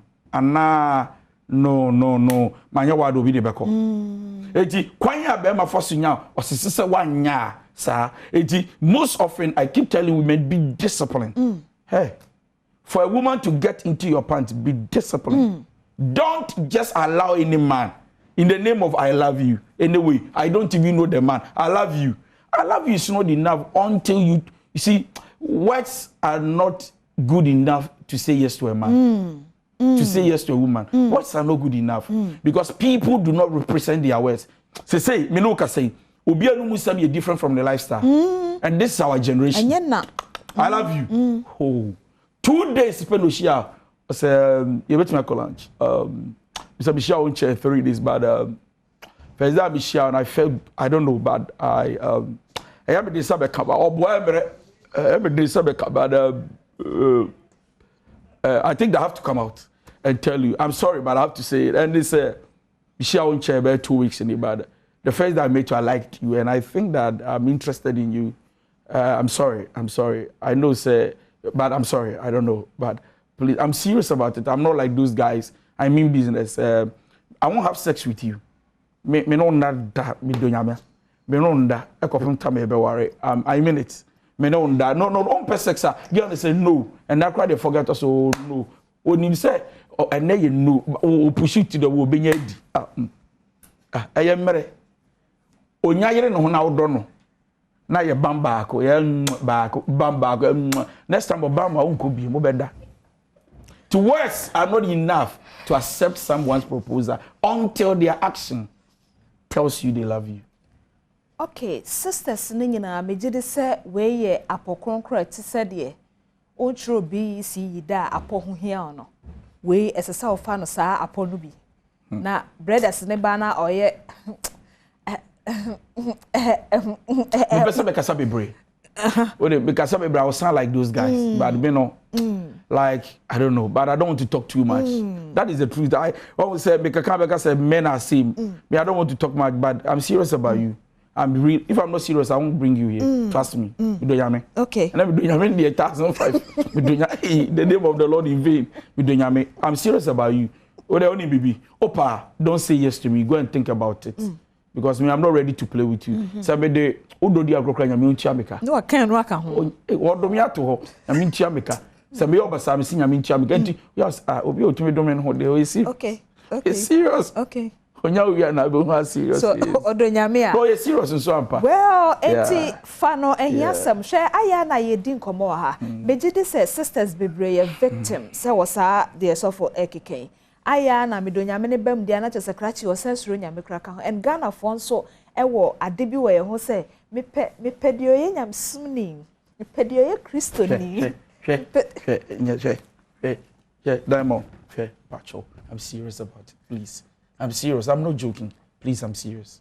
Please, give me the opportunity. I will not hurt your emotions. I'm serious. Please. So just gentleman, wow, book to be. I should look to be. What the ever about who? So don't just be say. Don't listen to words, and then don't be convinced by words. Be convinced by the action. Asempetia, frame. Nafa no kreka. Said so for the no kreka. I mean, the yes see you krano. Say. He was once there and what council that said he used to be a colabone. It is an ema we no. Mama Esther born you be say we ye de mehu we nye de mate. It is the wafem no nim ne ye no. And na wade na no cancer demonstrate a chewa ha no. O de the brothers no gentle echi. Otwi wi na be hu so nim so trouble. But asempa 8 ya. Tie we na fire fotu sem. Me mo akwanya no afre me. Esa say obi asem to me yesafoa ebie obi nso epono ebia ye kasai obi ye we nyina bi mawo e de okoto ba bia wonsusu se obetimi kura kopie ho na so ekowie asie no ono onyankopon ko a e na enim eti fre 0302211701 0302211702 0302211703 Mr. Ofano Credie eka na eyefutu a ene ye nche eye de wafemu da kana obi nsua bibi enso enfim Facebook for no pamcha meba mo nyina mo ho na mo ma mefa menua yi enwie. Hello Diamond, good morning. Good morning menua ba mpacha for say Nana aba na ti say no ya na was fine nyame adom me ho ye pa na ya me on Facebook na me see na Omanyan's voice no you mpacha na ba me kan say ebo counts na bazo pa actions na why and hey I don't even say nyambe making na a joke because almost me say obeti when you can see on your crowd be but on can show e bia to wow oh that be just me dem our be just madam for me when you say sana better no kwa worry awo no peg on iron sir I see now why you there I don't even say Mama, we shouldn't be convinced about their ways on Yamisha. Nana ba yada se wonso nyame sha se odi adaje sha Adom TV but the fact that ye chere musuba ya chere papa wom. Oh no, papa will man for buko to go papa. Yes. But out of 100% probably 30 might be good. The rest are just Enti aya susuma fufu. Obi o ha ono aduane ono kura ntumi to ma ne honi no betama. Oh yes. Emo no so otwi wi a. Na be hu se gari so. To be borrow from MTN or they send. Yeah. Hello. Hello. Hello. Ajwa want to make a yes, Ajwa. Yes. Adwa me so me to nka many counselor ha me any komo. Yes. Good morning. Good morning. Ah. But already what I'm now can any crew. If you are to me, Kafra, and young people. And tell me the name of shame. Now I am worried yet to be more. That's enough. Kafra. Oh, just try now. What you are saying? It's for crying. This way, we could be in about I happen to find myself in a construction field. It's because about most and then and I didn't know you. This comedy and the last week out. This are folks that might told me. And they are different than me. So much shit. Nothing. Ukunu, and I won't put a. What's my awful? Ukunu. Oh, Kafra. And I say your child say or do to your bone home by own. Me say insecurity on his part. On your honey. 1 year first, my soul may yield. See work on the sister. Yes, we will be a newcomer. Would you go area win your money? A human call win your money. Now, I do a be a 1 person so.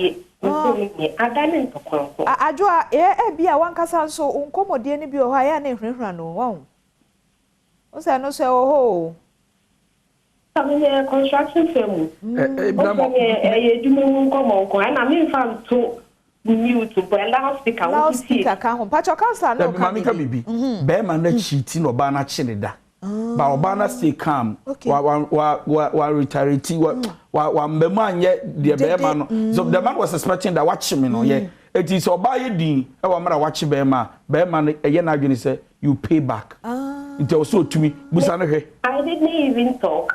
I didn't even say anything. Thank you.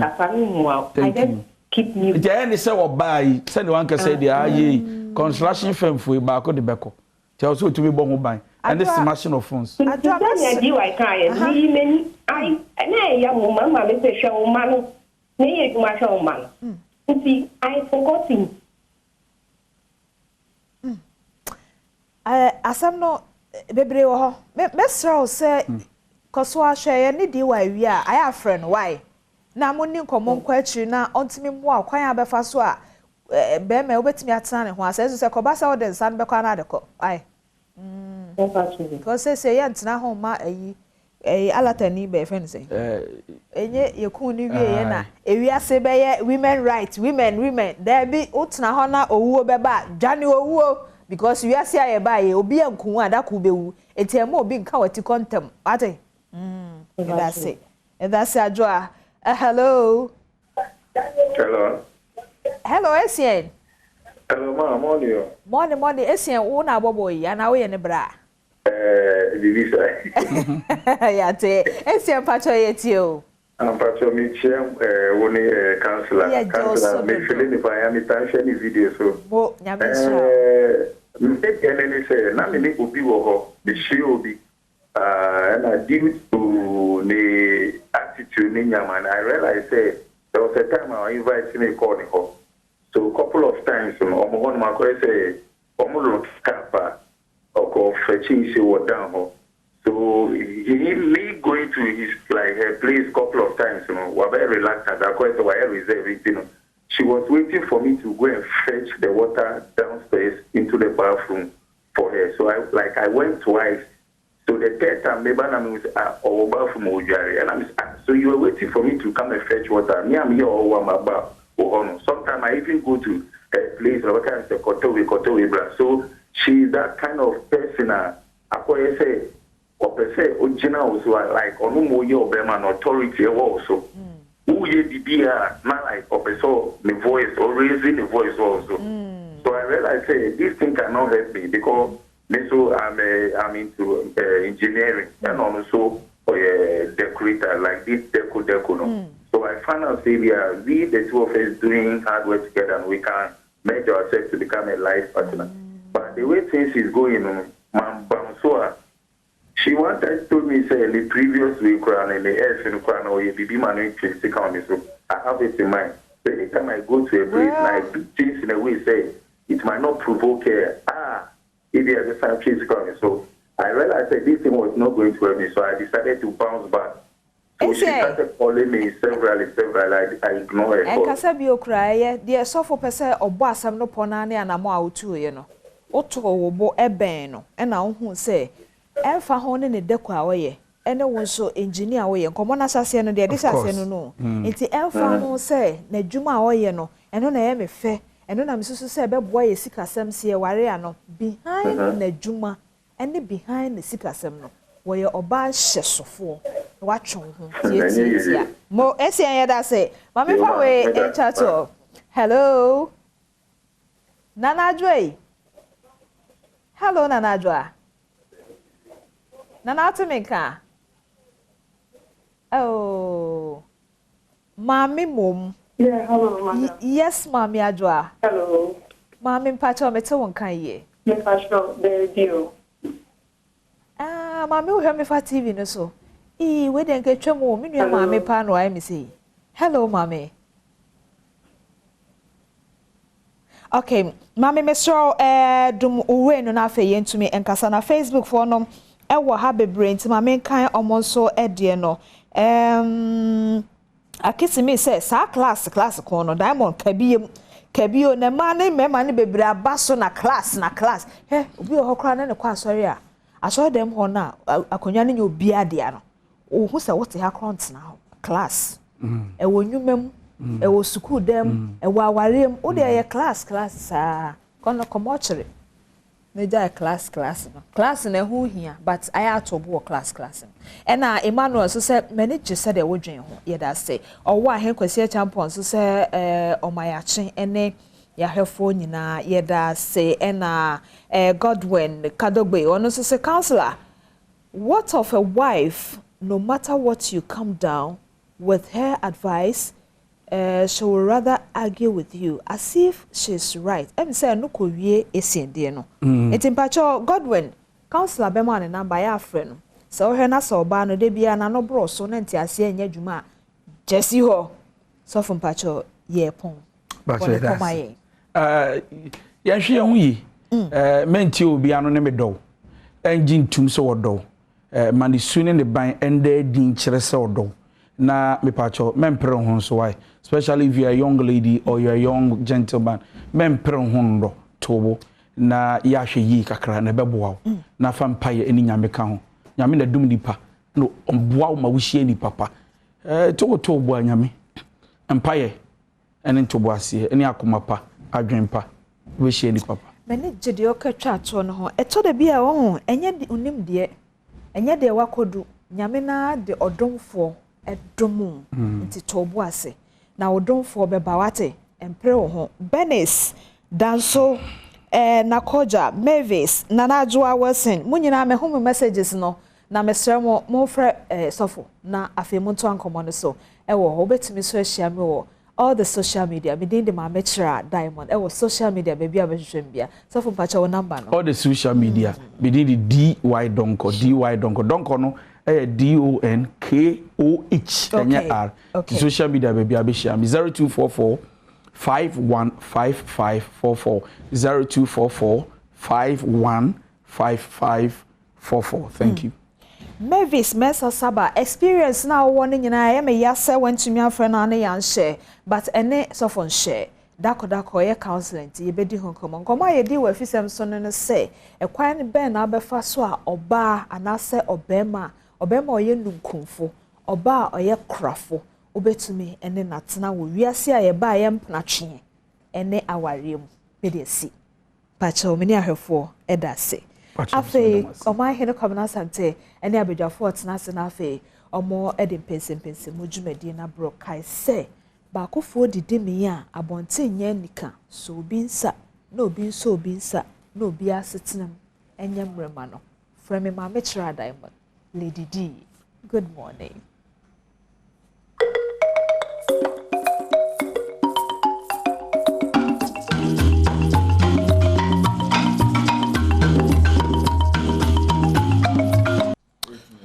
Well, yes, I by the money about my main cow say they are for pledge. Me or my hene kwabnas and me Alex Badwam, me Edichumwam Papa bi, me a brew, me or dinner home. Am I hene papa bi?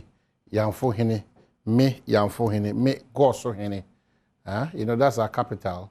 Me Yakubu Chipsa, me Alisco P, me Anapua FM Ejumai na me obi bia oye afoni bia na odi atoa so no ahye bo se enioma edi animonyam enioma edi mpuntu enioma edi yedi enioma eye papa ehye afo animonyam ana obedwene ho de bia da na wa pledge so se obehye hafo ase you are not bigger than a hafo say the bia obehye Ghana so ase because you are not bigger than Ghana. It is important to be a proud Ahafonian and be a proud Ghanaian too as well. So that's the pledge. Be a proud Ahafonian and also be a proud Ghanaian. It's very, very important. Makacho sa ade we bribia da ye de kai ho. Nti se o baby a free bia no so no. You definitely have to do same, and don't forget say baby a free bia no. You'll be proud that you are coming from a year that a Biaonum. So be a proud Afonian is important and a proud Ghanaian. Every associate try and common also everyone will say my main guy will say in paying for Atnasi. Chairman Kukufu Atnasi sounds so Fred Agbanyo and so Atnasi. Anytime Fred Agbanyo is here, the people of Sal because of Kaino, he continuously has made Sal a priority. And the brain should say, Aquanya Basse, Yakopo Biagina, a year Sal, in Pesha Honoma. No other better person than Fred Agbanyo. And as a seven man to me, Ejina Sa, Ekunano, Nordin Kunim, dear Sefata, in Puntua, Sefata, any dear Sefata, Ebe Bressa.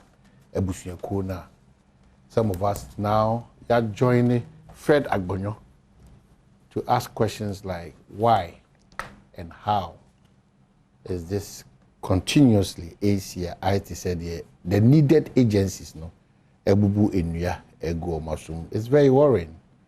Very, very worrying because I have na ye take constituency back to nchen na ABC na kan fire come to say that and then no development in the region.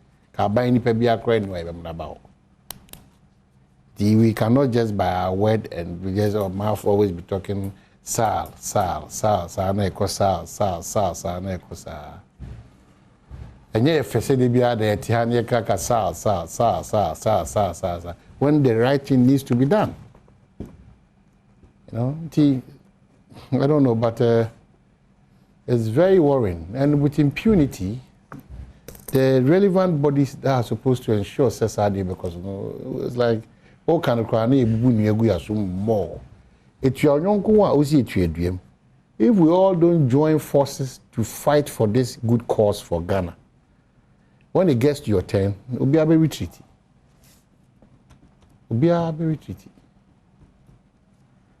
Fred, good morning. Come on, good morning. We did say be come on. Be any come up. Antiminya kama kra na ejina ya adwesa nka Ghana de democracy na de adwuma na democracy ne fa pempa ne rule of law say ye be treat all national citizens equally according to the law say you discriminate against obia say ye mra pon constitution at all material time and no na ye bibia ne fa pem ai de be adwuma. Then question of man ebe bu no say obi adwen obi emotions obi ne ebe boam ne emboa me ene de be boa man den na Ghana constitution na o nkwade betime aba now we electoral commission to let their breye on the eve of elections of 2020 etre say debi monto aba no only presidential mu wia make a constitution da mam na mo yi obi ebe gina mo enem e parliament na be sinne na obi azanya bia o ma peni ni kure mu and be a for no and they just on their own they do what they like, you know. And see, or man, I guess I know sometimes out now dream come na SFM as if we have become secondary citizens within our own country. You know, it's last week, a few weeks ago, I was saying, say, even DC, Krasabi, you created a district new year, you appointed DC. Okay, you might one day, and no free. We have since buried the man. We've not been able to replace the DC. We are even said DC is now the head of DISEC. This is the president's representative. Development because when he is the one that is sending affairs. Basically, for whatever reason, only God in heaven knows. And DC umfamba MPI yenebi obia edin obia tiada efo obia ho. Na question me bisa na eya ya mafo be ya, but it's a reality. Assume say camera say our obisa ye. Somewhere in Ashanti region. And as asim yesia. Anka by now, o metina to mugreti esa constituency no. Eastern region na asim sia. Anka by now, anka Greater region. The constituency no. Bia Bono region, any part of the Bono region, anka Greater. And see, why should anybody think say where the OT region, where the area, favor binti. So, your farm manufacturing chain with impunity and disrespect. Now I mean Yakuma Gofre Damino I got in Parliament, I can't no pebia, and that's with impunity. You know, and it's sad. More especially when at this time we are supposed to have a human rights activist, we are supposed to have a lawyer of very high repute as a president of Ghana. And it let me boo marasosa. And let me yen pesa obia for bonim divamobia. You know, but Ogo Council I say men can be anything. Na come na even so this as there because I can answer. Yes, Sandro go fe akpafu yellow lobby and lipe. Ya because advocacy because I bet na no pay no. And now my pledge o share development there call o half and na me boa. Yeah. And since I so me free region bi na me free district bi na me free krubi so a. Me dadwene me pa boa ne say me so ebe na me so ama me area house no anyem pejuma apeja ko enim. Ememu benya adwuma ye. Ya kwan ye betumi afesi. Ma me for your hospital your schools. I was telling somebody a few days ago, Akpafu Odomi GSS now on camera. From Akpafu Odomi to Ohwe by road, it's barely 7 minutes drive, 8 minutes drive. Because school hall, somewhere a month ago, headmaster and HM primary school from class 1 to 6, I'm only 2 trained teachers. Two. GSS is more or less 4. I'm telling you. When I go come ask my mom. When I go push it for baby. How many figurehead be here? When I go baby mom. What you say now? When you now go country, ya kwanye na, country hospital schools. Baby anko so. Now so yes my anka anyedin. O can be a yedin. Abani mne. Besi da ban. Come now. You know I had no hard dream be and etia onyo kwa say etwadua. But honor be no bet me bisa. Okay, thank you, Fred Agbanyo. But so hame, we would bribe me cry mechanism. And they say more so are more journalists for you and cloning work on magazine. Moka on a Ghana LBB on you. Naturally, does for Ghana too much. Ni quarrel hoyenka. Now, same way by me, ya quenka one sem that. Say yet your memo. Then you know I am bear my tia. Obia to me living a life the way of penal. But say I buy you a bit about bonte. I buy allegation.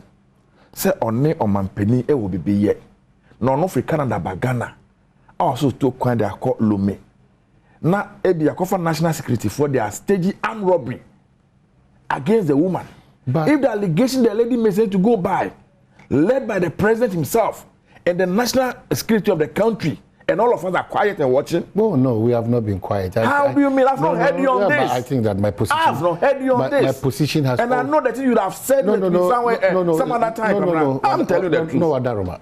I'm telling you the truth. It's not proper. No, Wadaroma. In a democracy. No, Wadaroma. I'm saying that some of us we've made our positions clear, and if you want me to repeat that position that we've made it clear, I'll do so. I am not too sure your viewers have heard your position. Let me just look into the camera. The Yaka, and say. When you say nobody is an authority on morality, that's a big problem for us as a country. We have standards. And I keep saying that that's why, as journalists, we have standards. As lawyers, we have standards. As whatever you do, we have standards. If the standards are falling, it's incumbent on us to talk about the standards falling. Obi bianso obinya kwenya. na di tumi bia eye ni munyam hye ebe ma akonya bia obetina so no who say you are not a normal person again. So usu no ban no wana montu bia no e say o ma nipa nyina hu say edan so. When you fall below the standards, we have the right to criticize. So indeed, I'm happy you are using the conditional clause if indeed our national security apparatus, this is the job you are assigned to. Said the Obano so kekano. Said none na so there. One, Jubilee House will speak to this matter. Two, is way below the standards that we are setting for ourselves as a country. I've said this time, or countless have said it. It is a national security for we are assigned to do. If that is the case, it's shameful to the state, dangerous for me, anyone. If we don't kill it off, it is a worry. Again, the issue about nobody is an authority when it comes to matters of morality. And I said, and as a pope, and a Roman father with two and among there is no problem for that. We have standards. Let's go by those standards. And let's not always think that today, because we are here, this is right, tomorrow this is wrong. There's a principle. That principle is that so this is not good. Because it's not a good standard for us as Ghanaians and for us as public office holders, including journalists. This position is so clear that I don't know why maybe only we have two tables. No, but I emphasized that the morality aspect is not made the yeah. No matter can be na nipa enti oko anajo na esa roba ba attack you not know he say on my na stage but that's dangerous. You know, that's dangerous for all of us. That is dangerous for all of us. Well, I expect that the National Security Authority and they are all quiet will rather respond to this matter because the institution name has pop up. But I expect that the Jubilee House will find a way to respond to these matters because the name has popped up. So you cannot say we are quiet because we are not talking about this, but maybe you've not had time to. Lawyer Kukufu, Chairman Kukufu, good morning. Sorry, sir, I good for Abenyo. Good morning, Conrad. BBI Boko there. Of Adot, yes, I don't know if I won't hear. Sorry. Now, my a bit disappointed. Yeah. So, if you feel about the topic about. Not necessarily, but sometimes there's not at all, but sometimes. Sometimes we wait him there. No, now, the person about discuss Kufuadwa. The person about discuss president. Okay. We will go there. Let's go ahead, Honorable. We will go there. I had no problem when it was SAL. SAL, yes. Community, okay. Now then you jump into a BI allegation at your president. Journalist. No. Remember. What TNE? Or Papa no the journalists or the mobile. Onim baby or attack ko. Onim the all kako. Listen, here, this campaign I be. So when you be corner, you go there. But Matthew, I was so happy. Said we should be dealing with issues. Governance issues. If you have problem with morality and something, let us discuss it properly. But not when an opay sorry about. Na machre and say, then you decide to put in something and so that we follow you and go there. Me, I'm not going to follow you to SAL. I'm not going to follow you to SAL. You have every right. Me mitifie na me show na mitia. I'm so happy with advocacy. I like it. Because unyame buaona unyanyina suobia baby a free very important and people must see you say nyankwa na adwene wo ho. So if Fred is so passionate about issues no problem. What you say? Why can't I feel say na ayi abaka so manpanini o men. So you want o manpanin to come today now or no me decide the agencies you have gone to court. Listen to me. Come agency you are in court on this matter. No, this matter, this sad thing. Please, I listened to you and you said all that you wanted. The matter is in court. Also making mention of Attorney General, Minister of Justice. Also, my junior brother Odame go to Parliament and tell us all kind of things. What do you say? Or Attorney General, a Minister of Justice, and a responsibility to defend any state institution within court. So the matter is in court, whether it's done with or not, I do not know. But to say, so man penny or men on country and on Cabby, or man penny near no sorry, not on intervening, not on your temple, interfere with state institution at Jumana. I will not follow you there. This, dear Modia and let's deal with it. The next time you want us to deal with morality and moral issues, we will go. So at least you've said what you want to say. Can I have 1 minute on this? I think, sir, Honorable Gofuantina Mekanasi. I mean, because you came with your own questions and then you started running, and then you wanted to run the president out. Because I know they are catching us No, but you are sitting here insulting the integrity and of the president. I am only saying you are in somebody. You are maligning national security. You are sitting here and you think it's okay. I'm minding one with allegation against them. Okay, so you are maligning the national security against our president. Somebody may allegation against our national security. Until they have not spoken. Who go to court on that? Go to court on that. You want the president to respond to anything that anybody says? Please, if that is what you want to do. You've drawn my attention to the fact that even allowing these private topics is something that is very strange. This is sometimes, but my friend, again, he made the point that also you have nothing to say about the SAL. 2, he attacked journalists, including myself. That's why I'm a man responsible. If you disagree, say, or a personal or another motive, maybe I mean you're privy to that. I'm sorry, I am not privy to that motive. No. Yeah, you may not, but I am. And the viewers and listeners know the tangent he wanted to go. He came this morning purposely to attack the integrity of the president. And you will not be allowed to go back. Very fair. But you sat here and you spoke to that. You spoke to that.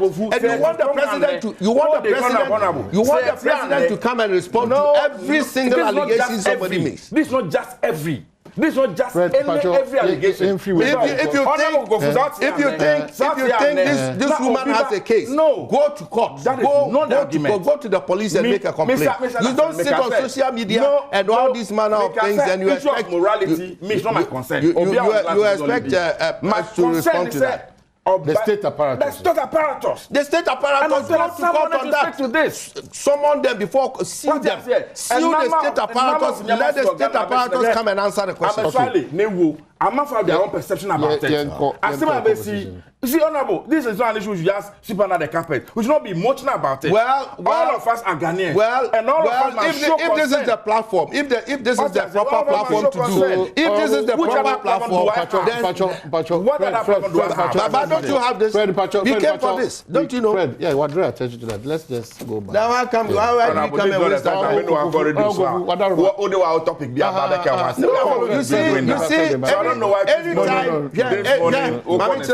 Anytime me call baby me am them topic be ban e ya hwe bon se host no tz baby kwamna that's it bon se be environmental issue be na bibi aba no akwakofa abom obetumi abusa na bantomatis Ashanti region and no you go to town which really I was going to do with the wound to me on know because intel picked nanopemaka is that say bambofo anye o say the people also say through kraka me too bambofo anye no mo ho a e be wi echi no nyo me be koso Ashanti mante anya no kre that's what I want to hear anya no kre. If you want to hear that, meet me at Kanwasem. Yeah, what's happening there?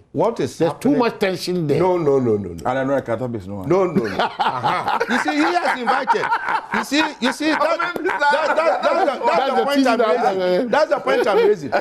When as a matter of fact, I wanted to ask that question. Yes, sir. Only problem. But you attacked me afterwards. Okay, so Chairman, quickly on this one, I am ready. Where the invitation to treat? Yeah,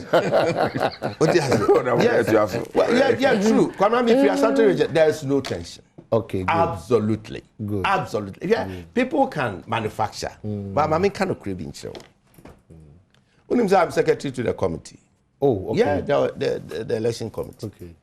Simon Semensa, honorable regional minister, honorary chairman to the committee. And then National Council define who and who are to be on the committee. One, parliamentary caucus, Omu chairman and a rep. 2, regional patrons, council of patrons, Omu president, Omu chairman and Omu rep. Council of elders or region, Omu rep. An elderly woman, regional election and research officer, IT, regional IT officer, and 2 representatives from national. And 2 representatives from national, AME, Kukufu secretary, and then the chairman, Simon Semensa. We constitute. We need motive that. The forms fee, national by nomination forms. National forms in Abano is there. You open, you send a circular release, a cobebia. Ubia to me pick a form. So if we can now, but now for party headquarters, now for nomination form, are valid. What's now fear now office now download a 1PP website and now only social media platform now download forms and nomination form are valid. Obia and 1 CD for forms. Nobody has custody over forms. Nomination forms. One Philip Bibia now complete we are over committee and now their submission. You pay submission fee or filing fee. The chairman category, that is the vice, first vice, second vice, and chairman, you pay 5,000 Ghana cedis. All other positions, 2,000 Ghana cedis. You get near amount receipt, near stamp, near travel, that you be vetting. In this case, you are proposed to do vetting tomorrow. We are closing nominations today, 6 p.m. You close you be vetting no ochina. That is 18th May. We allow 2 days and no National Council and the other. Se be a vetting results will be generating some kind confusion, of and you're confusing and many decision. You can use those 2 days to appeal and rectify where necessary. You don't appeal to we at region, you appeal to national. Honorable Dambuchena or appeals committee in the chairperson. Don't make a find out. And no pa then a fair candidates. Now they are hopefuls. What is submission about forms about you become an aspirant. Who go through a vetting now also see now. Hopeful. No, we are candidates. And no now picture and you didn't ever ballot papers. So as we speak now, how many aspirants for the chairmanship? For about 5, but one aspirant, hopeful about 5. Yeah. By close of day. And you be who aspirant. Until after vetting tomorrow, and you be who candidates. But the speculation going at nothing. Where Mammy can say not any kakeke. When Crawford you form so bad, nominate they will be meeting committee, and yet you completely satisfied with the arrangements going on, system going on. In any case, Upia or Haubia. Our doors are open, completely opened. Okay. I've spoken on countless stations, media stations, explaining these issues. Regional Minister Sebe Onye Akwadasa, Professor Adem Mensa, our representative Council of Patrons Onye Akwada, Mame Oba Penina, Yadena Kanho, Mrs. Atiemu, just and then also DCs. One dean on penning also our committee. We are open, transparent, and we are regional minister catch and say any more committees be our office or personal interest or any position be you free because you don't belong to this committee. Okay. And to be BS. So it's good for that's what my this yes. Anna yes I'm kratawe. Okay. So also conduct of regional executive elections and related matters. Yeah. Okay. It is also submitted or completed forms now. Your ma we be. Your tinting the do's and the don'ts. What with the do's and don'ts? Yes, you don't fall foul to any. Debbie. As I be there, Quenya Husa. Oh, Debbie. Debbie. Debbie. Or we need to see a kind. Oh, you know, frame a crack. Okay. For you know, obi afre obi zada kwamna Adamasi said the moye no kono. Na wahu rumor mongers in the ombeba. Ayi for no enterprise no.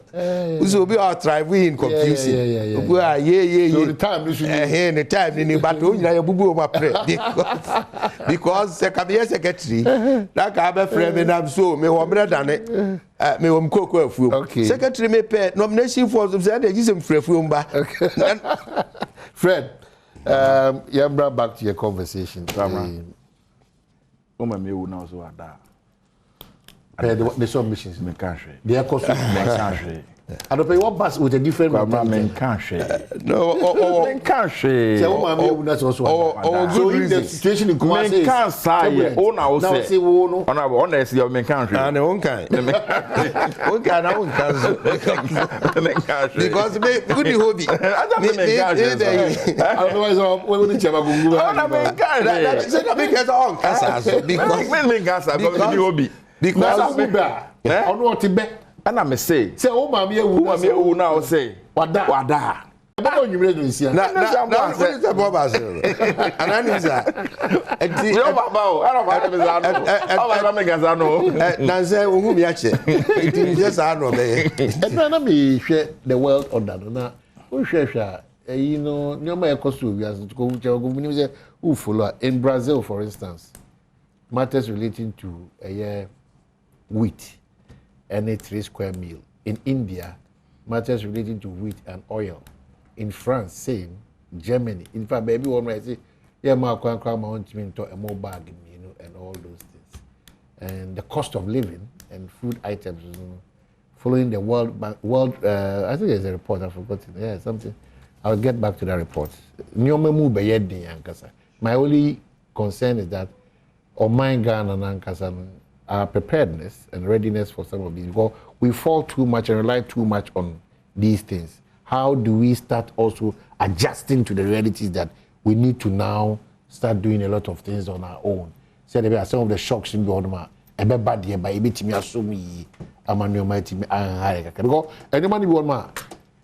a PM outside that a PM because of our reliance on these things. How do we get away gradually from some of these things? Ojamidi come I know you. Minim sani a oka wadine. Na ochira o niam afa. Wa ma ahwefo ne atiefo nyina ehu se that objectivity na wo mu no eye adwuma. Nchepi anana ye ka se ahochira aba wiase nyina bi aka Ghana. It's getting severe. Enye yenko. Wiase ama nyina na eba. Now you say you better from America. Now Germany cooking oil. Until talk 1 liter no 2 was shop. Germany as we speak today. My cousin or a taxi driver now filling a car no about 50 euros. It's worse now. Now it's 120. Now I'm so I can say Mrs. I was say better na socks no. You bet me. COVID-19 no mem ni wiase nyina ye the prediction was say Africa be would to send once na. Yesterday that was the prediction that a competency Africa, sub-Saharan Africa, be would to send once na. Yes sir. A buy ya COVID-19 and 12 and same nyina you no me wu send once na.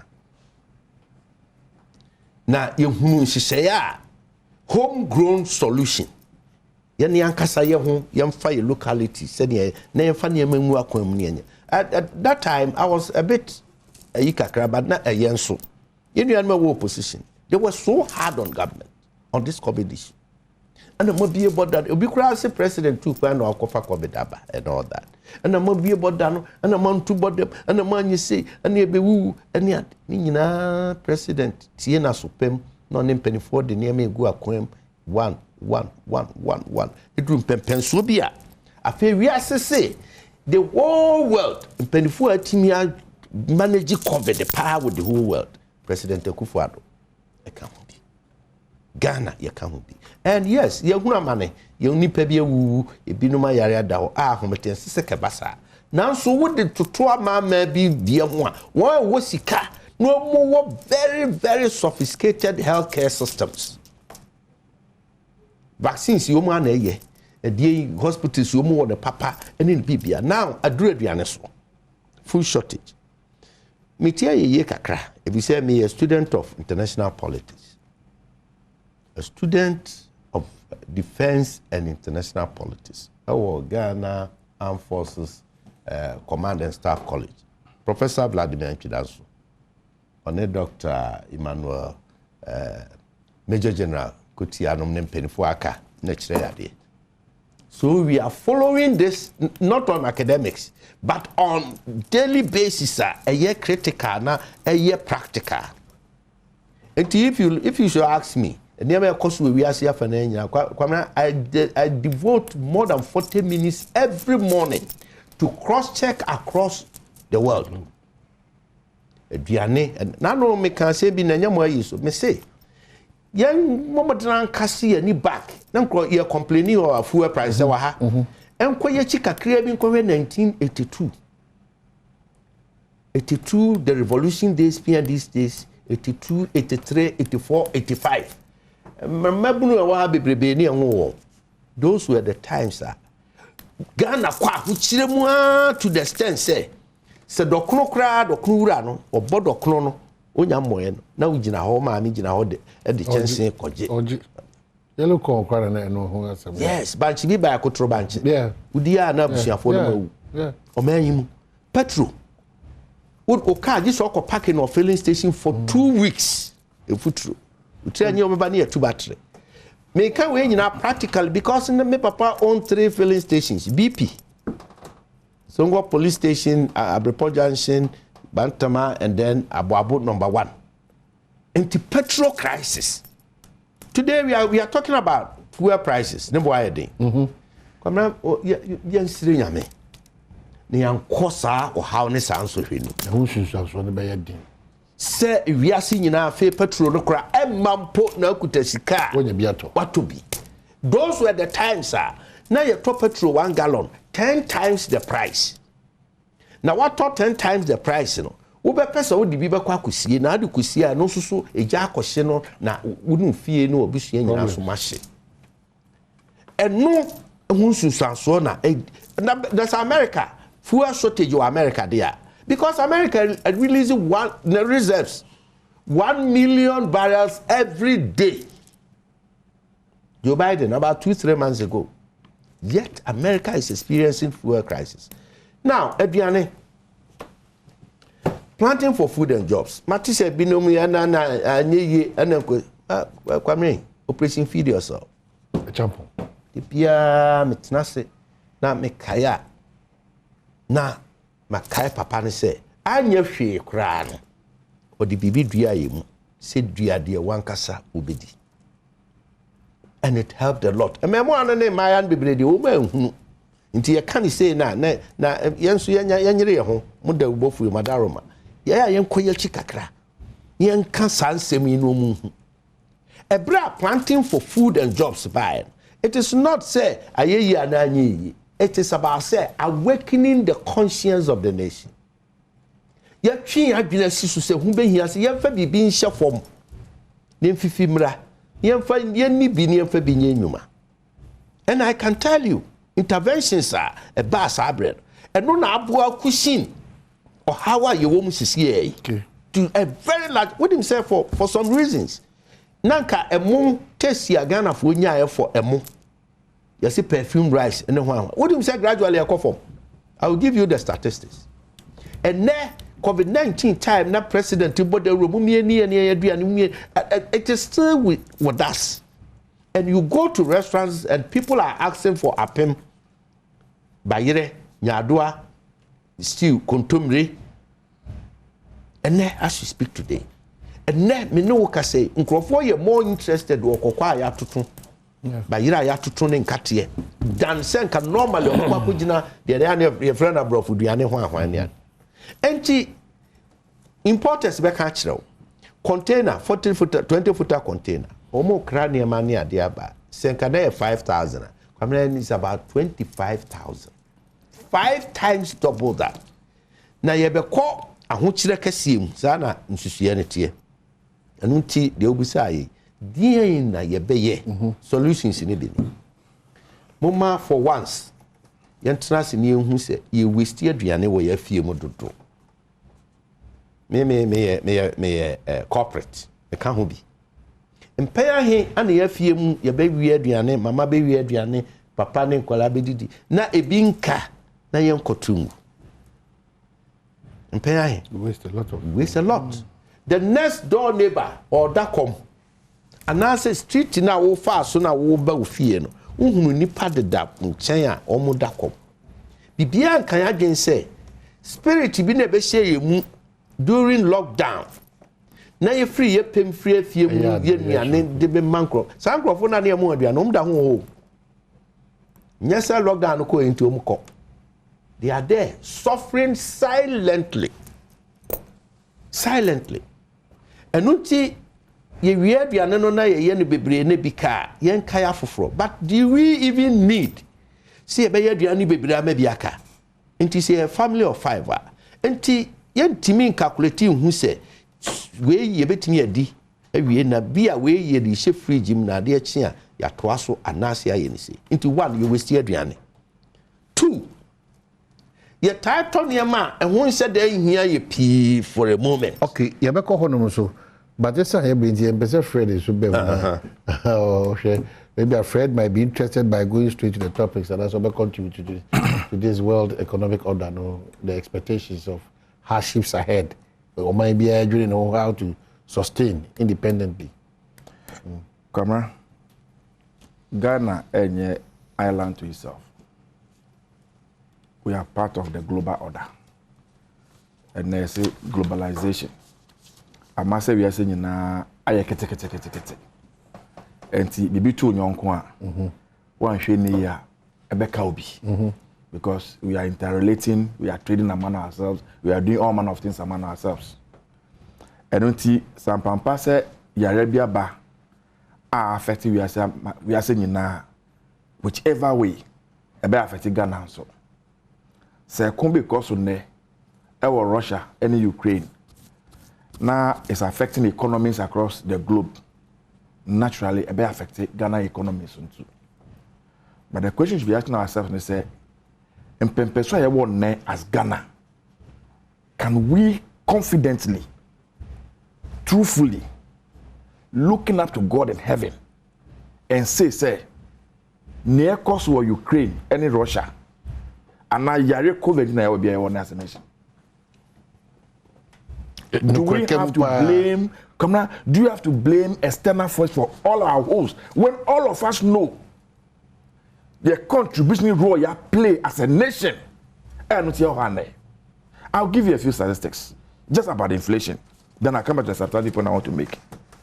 Over Africa, we are too quick. We want to compare that to America, to Germany, to England. Even one state in America, their economy is bigger than the whole of Ghana.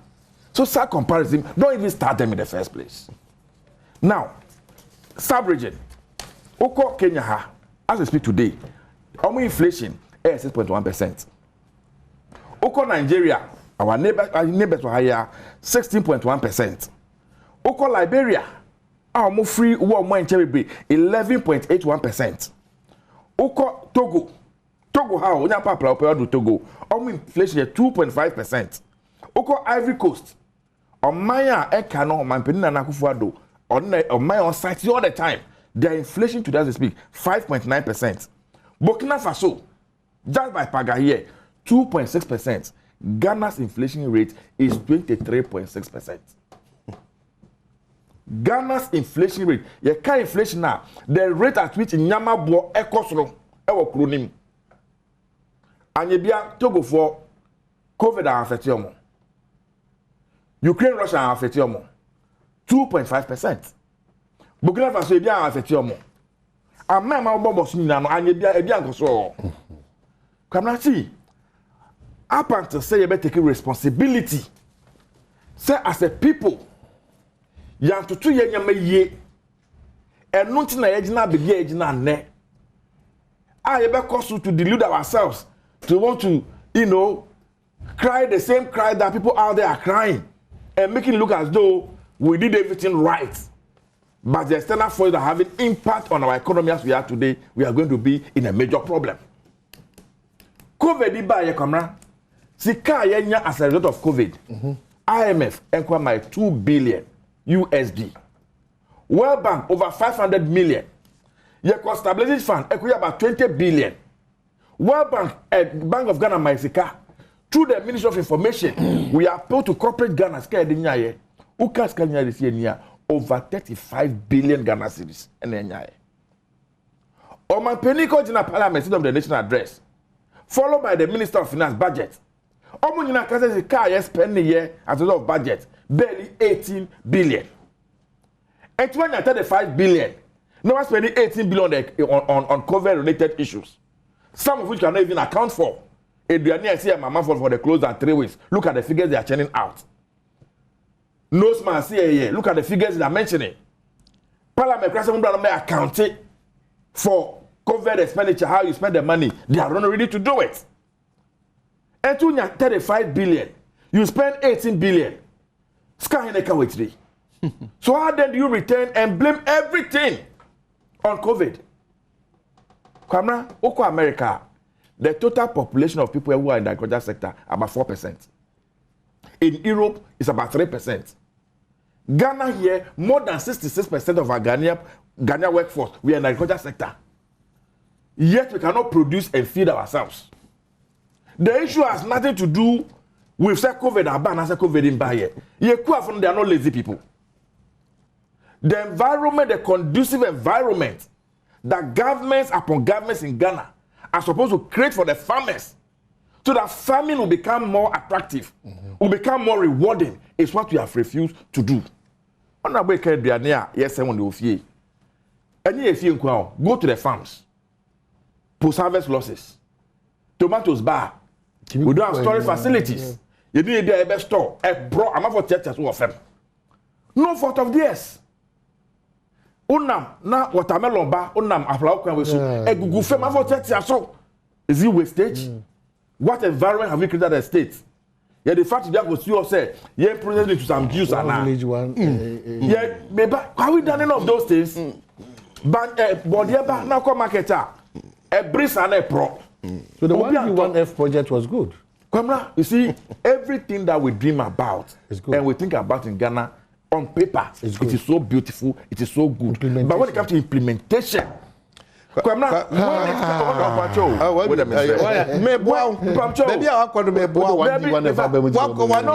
no, you see, on paper it is beautiful. Practically on you see when you do this thing when you talk about Ghana and you go and cite a Kofu free juice now I say watermelon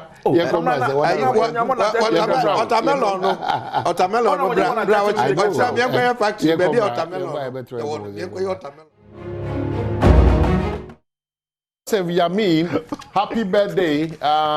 Joseph Yamin, happy birthday. Come on, Joseph Yamin. And this one says, Amahene, good morning. Please tell our friend that we, the people of Sal, are grateful for his support, time, and his commitment for the party. We will also compensate him during the primaries and the general elections to represent us. Once again, we are grateful. Please read this one for me from Francis Lulubi. Okay, so Francis, good morning. Thank you. So also Kai Fred Agbanyo so also deserve because a lot of these things none of they are to light. And so Joseph Yamin, well muni ni mwadarama. O say ninuya mechiane pa yi na mehunu na ache. Kamran said my birthday.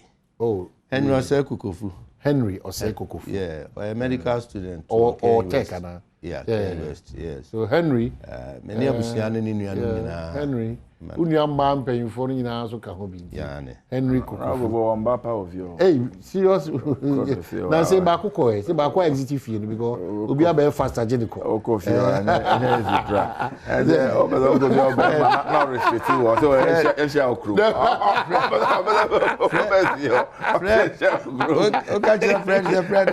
Messia office.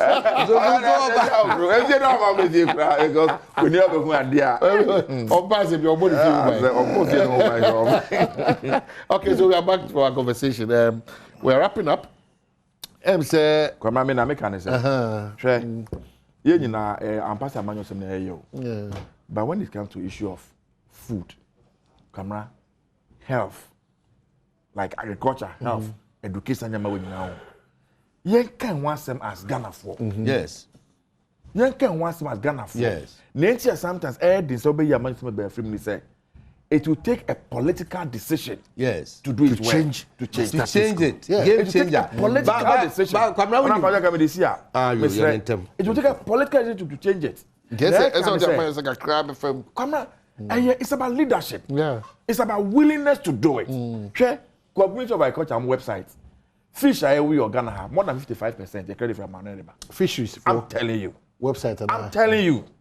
More than 55% of the fish we consume in Ghana if you never. Fish, no. Fish you can get there. Yes, they import more than 85% of the fish we consume in this country. Sugar, you can want to rice, a more studio Accra say the more the go Accra, a more be free. Mimi kro makpa fulo lobby liqueria, ejuma ya na ejuma. But the poor woman who is a farmer, never do cattle as a whole. How many acres of land can they tilt? What farms and farmers in Brazil? You are amazed. I'm telling you. Come on. You have amazed.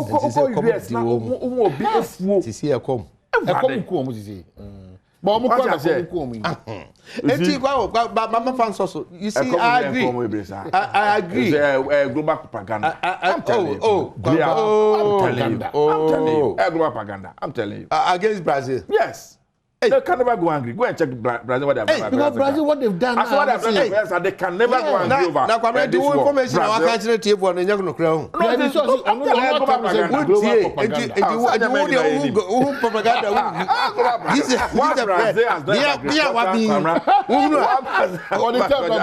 Global propaganda. To get a certain attention. And make way for people to make money.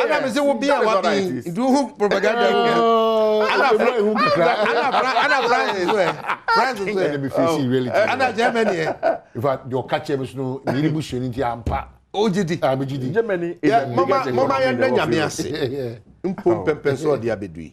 Bibia nyese de ehwehwe no. Exactly. Nemom wo hye bibia se na wa dwena koduru baabi. Wo kan se wo se na me de pa offer. Wo se kokofu mutimi de niam esesa o man ba pa na implementation. Ba kwamna sa na te bibia hyase.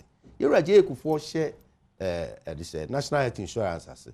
Na yehun hye ne te. Yenuanum kra free parliament. School feeding program. They say those the day. Parliament. The whole of last year, national insurance only 6% was school feeding. School feeding problems free SHS. How near now double track. Yes, I bet almost red go green double track in home. And no schools, secondary schools now infrastructure. Was school many and then or how near I would say will be my for a sortie. I can't say or mine betting your sustain. Your attitude. Yeah, attitude. Ye peniama ye kraba o meimu ye called no do leadership.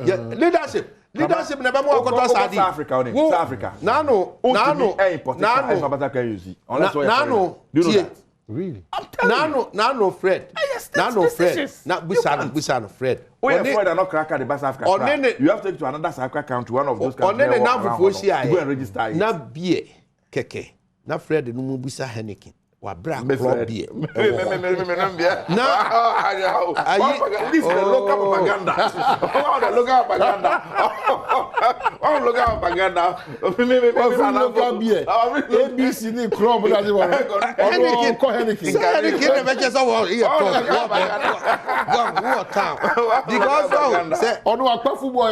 Particularly the man around that.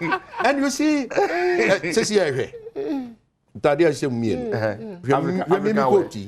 with the Europe. And I make executive one. And I make Remimi Koti. We are Utoye. We improve economy no while. Crash now and now Baba or Pomatadi. The Jumacoso. Mimi Koto Koti. Oh, Clecker designer power. Clecker always legon. If you under bridge now, Kwabo said, well, okay. Oh, yeah, better man. Make free. It's legon. Men am come back. Make what just set back underground. Clecker. Kwamran, I da say TTT. I da say much trouble la man. Number. Fatu Ghana man for. Oh, promote local business. What you say? And not answer Nyame. That's why I just set back. Fatu Ghana Paul. I appreciate you so much. Share dear we that me say. Yes, very beautiful. Just said. But incredibly, yes. Yes. Oh wow. Just say Bruni bia be hu ya. Enti mo maye ni ya. Mama clear wa take your measurement. So clear man 0555 0555 95 74 36. So clear Mr.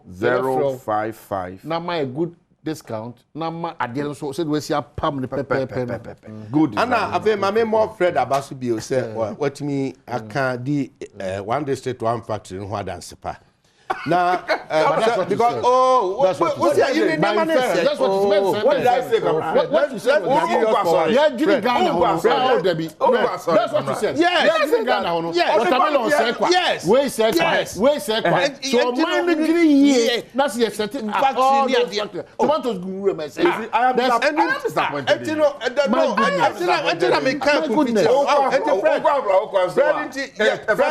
I am shocked. This local propaganda. This is local propaganda.